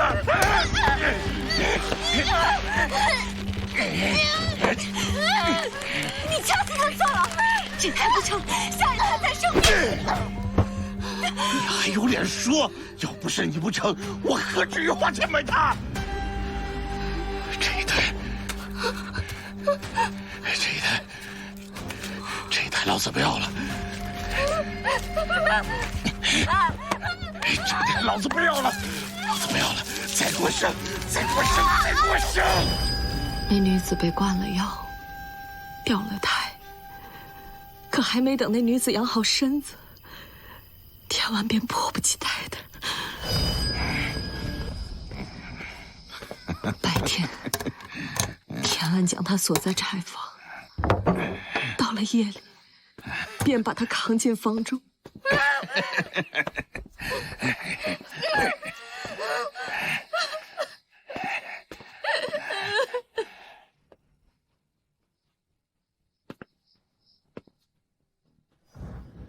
田万说的没错，那女子在他眼里就是一个贫畜，和猪狗毫无二致。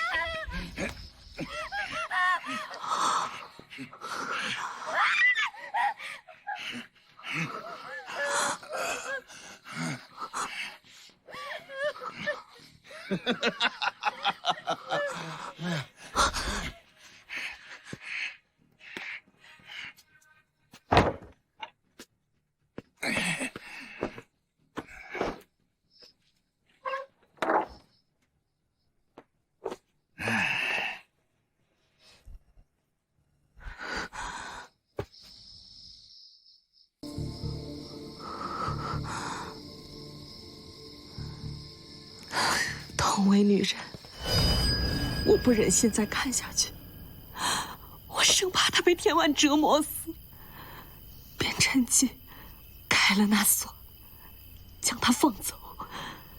可事后被田万发现，他追到了城外。你给我站住！你不是说已经生带泡了吗？你给我生一个带泡的呀！啊！你给我生一个！你个贫畜！你放过他吧！你这么折磨他，万一闹出人命，官府查起来可如何是好啊！我气人！他肯定是怀上了我的小郎君！跑啊！你给我跑啊！老子让你跑！让你给我生一个孩子这么难吗？老子花了那么多银子，听不到一声响啊！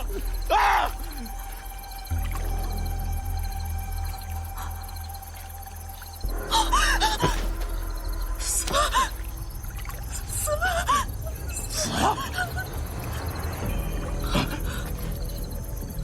了！死了！死了！我不是故意的呀！你还愣着干什么？赶紧抬呀！快点，快点！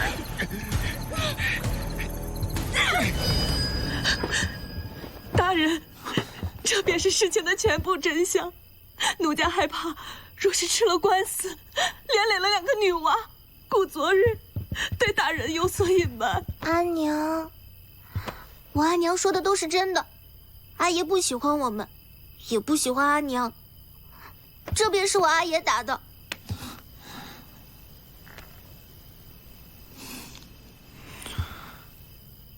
那个女子叫什么？金月。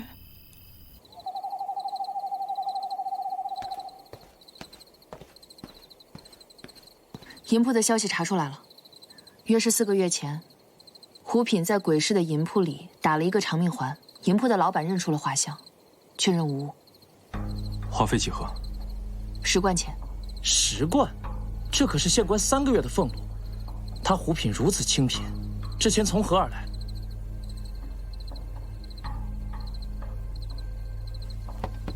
我看是从这儿来的。这是何物？如果我没猜错的话，点漆书。我试试。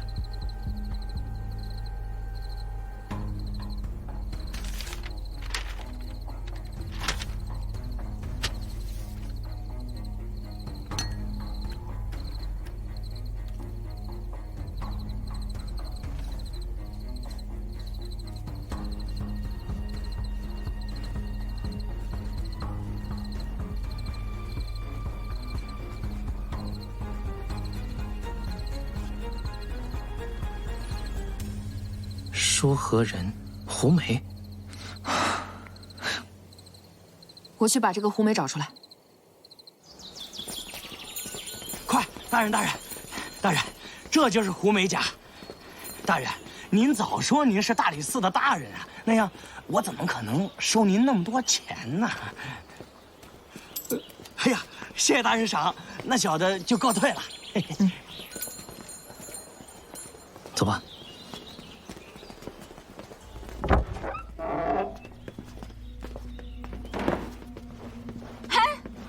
你们谁啊？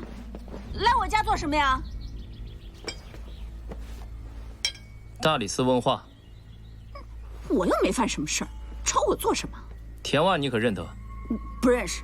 回答这么快，莫非他的死和你有关？哎，大人，你们这就是冤枉民妇，他的死跟我一点关系都没有。哎，你们不能冤枉人呐！是不是冤枉？一搜便知。桂衣，搜。大家都来看呐！官府冤枉好人了，你们这是仗势欺人！大家都来看呐！我要到皇城告你们去！收起你这副无赖的样子。看看这个，纸上的田万已经死了，我们能查到你，凶手也能找到你，下一个死的人就是你了。让我们管就走开，不让我们管的话，我们现在就走。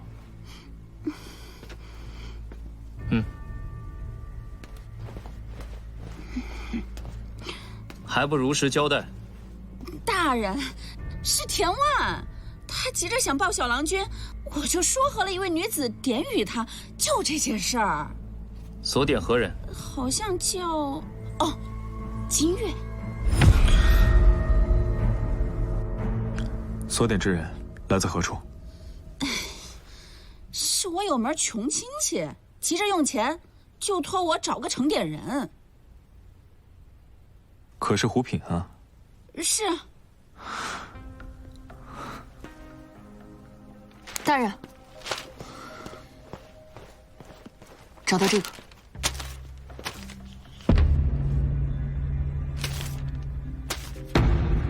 为何会有2张，同为女子金月？点七人刘全。嗨，那是金月的男人，那家里穷得叮当响，还嗜赌如命。自金月嫁给他，就为诞下1胎。他听闻未生的能点个好价钱，为了赌博，就把自家的娘子给点了。哎，大人，我知道的可都说了，那杀人的事儿跟我一点关系都没有。他被刘全点与了胡雅，而后又被胡品点与了田万，同一女子竟被你们典当2次，把她当物品一样随意交易，你等恶民，必遭天谴。大人，我同样身为女子，你怎么下得去手？若是你的子女被点与他人，你作何感想？大人，又不止我一个人说和点妻，那多少人他都干呢？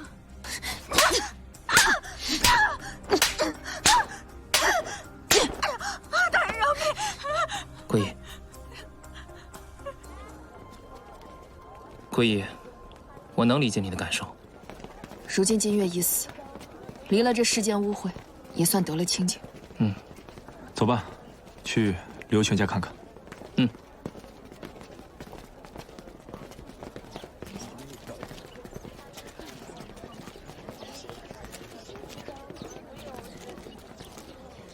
照胡梅所说方位，应当是这间屋子了。走。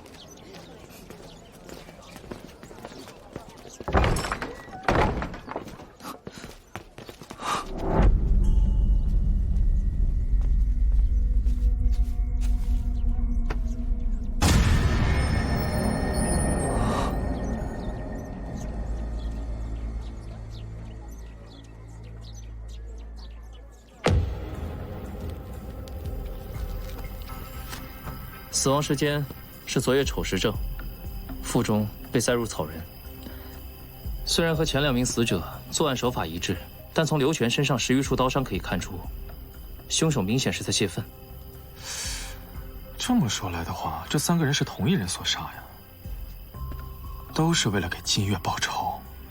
但是金月已经死了，和他相关的3个男人也全部都死了，凶手会是谁呢？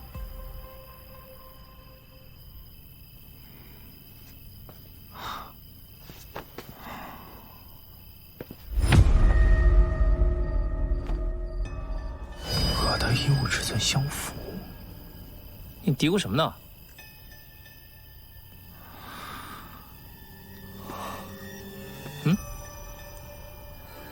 老姚，金月可能没死。什么？你还记得我们是何时和陈莲分开的吗？昨日子时末啊，时间对得上。他和我们分开之后，就找到了刘全，杀死了他。你是说，是陈莲杀的？不，是金月。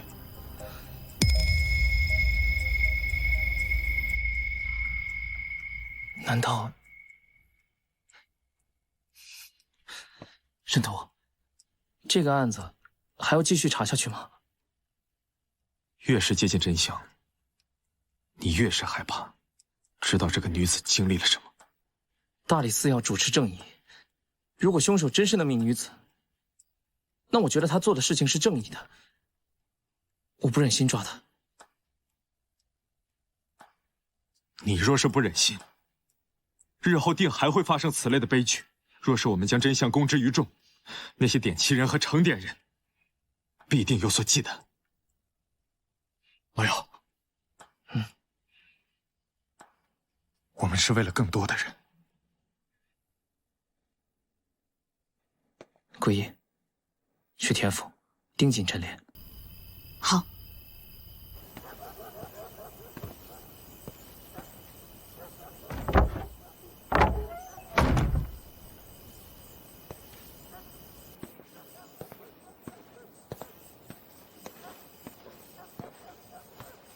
嘿嘿，你回来了。我回来了。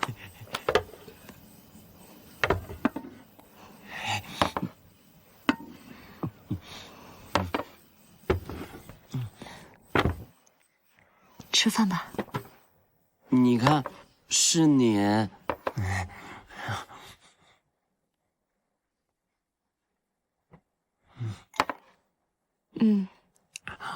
挺像的。我好看还是他好看？都是你，都好看。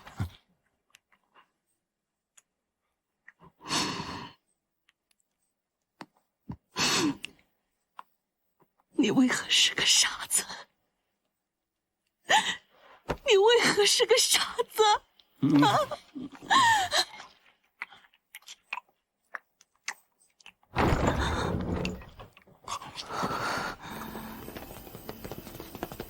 金月娘子，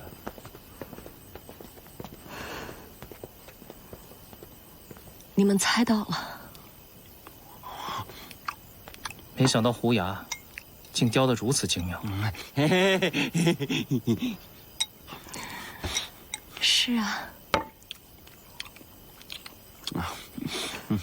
他虽然是一个傻子，但他好像心里比谁都透亮。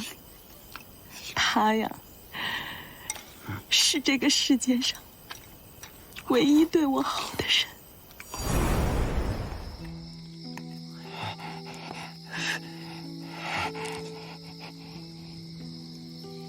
你不开心，我会做小人儿，逗你开心。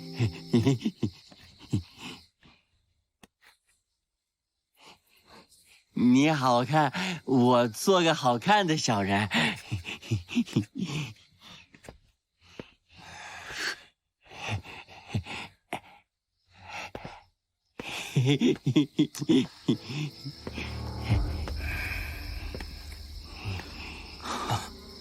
我儿是个傻子，哎呀，不中用啊！你说他怎么能知道？怎么给我胡家传宗接代啊？你是何爷？我花了那么多钱把你买到这个家里，就这才点了1年期。哎呀，这日子是说到就到，我总不能打水漂吧？啊！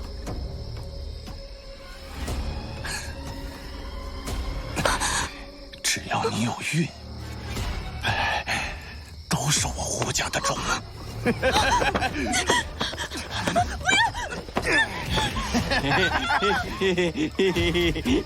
要！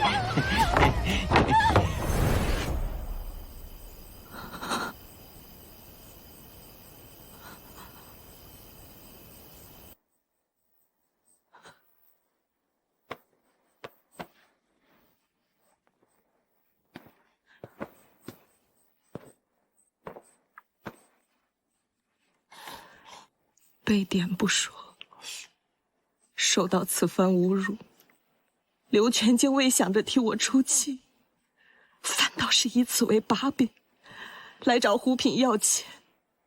一个人是1份的钱，2个人是2份的钱。这话是刘全说的。可是胡品不愿再次出钱，他就想了一个法子，又把我点给了田万。刘娟同意了，他同意了。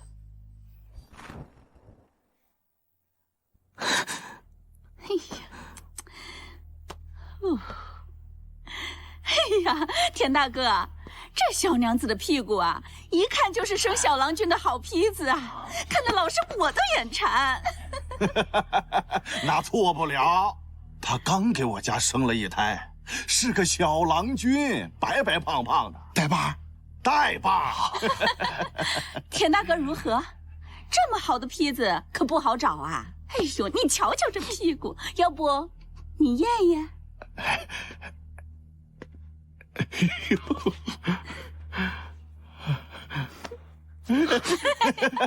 成！哎呀，成了！这点期1年50吊。来，画押。好。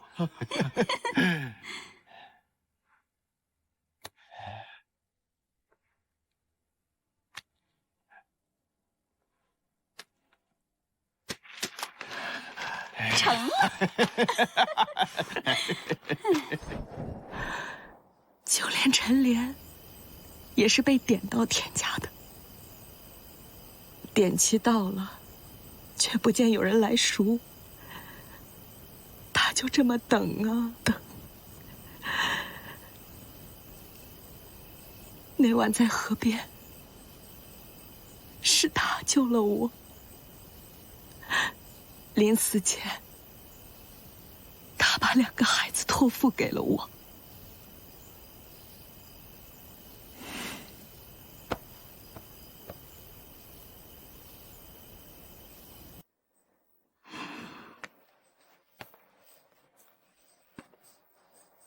英亥已在大理寺，大理寺会抚养他长大。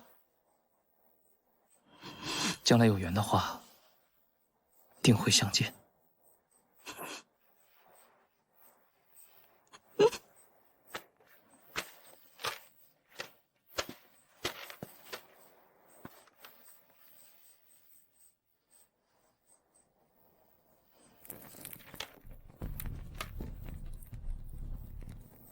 从前的经月已经结束了，找个没人认得的地方，重新开始吧。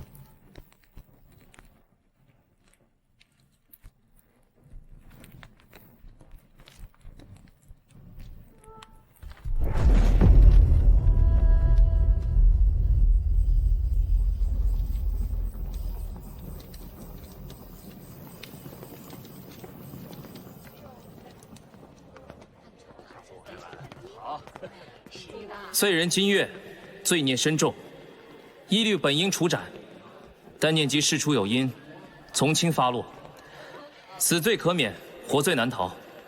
今判其流放江南道，以儆效尤。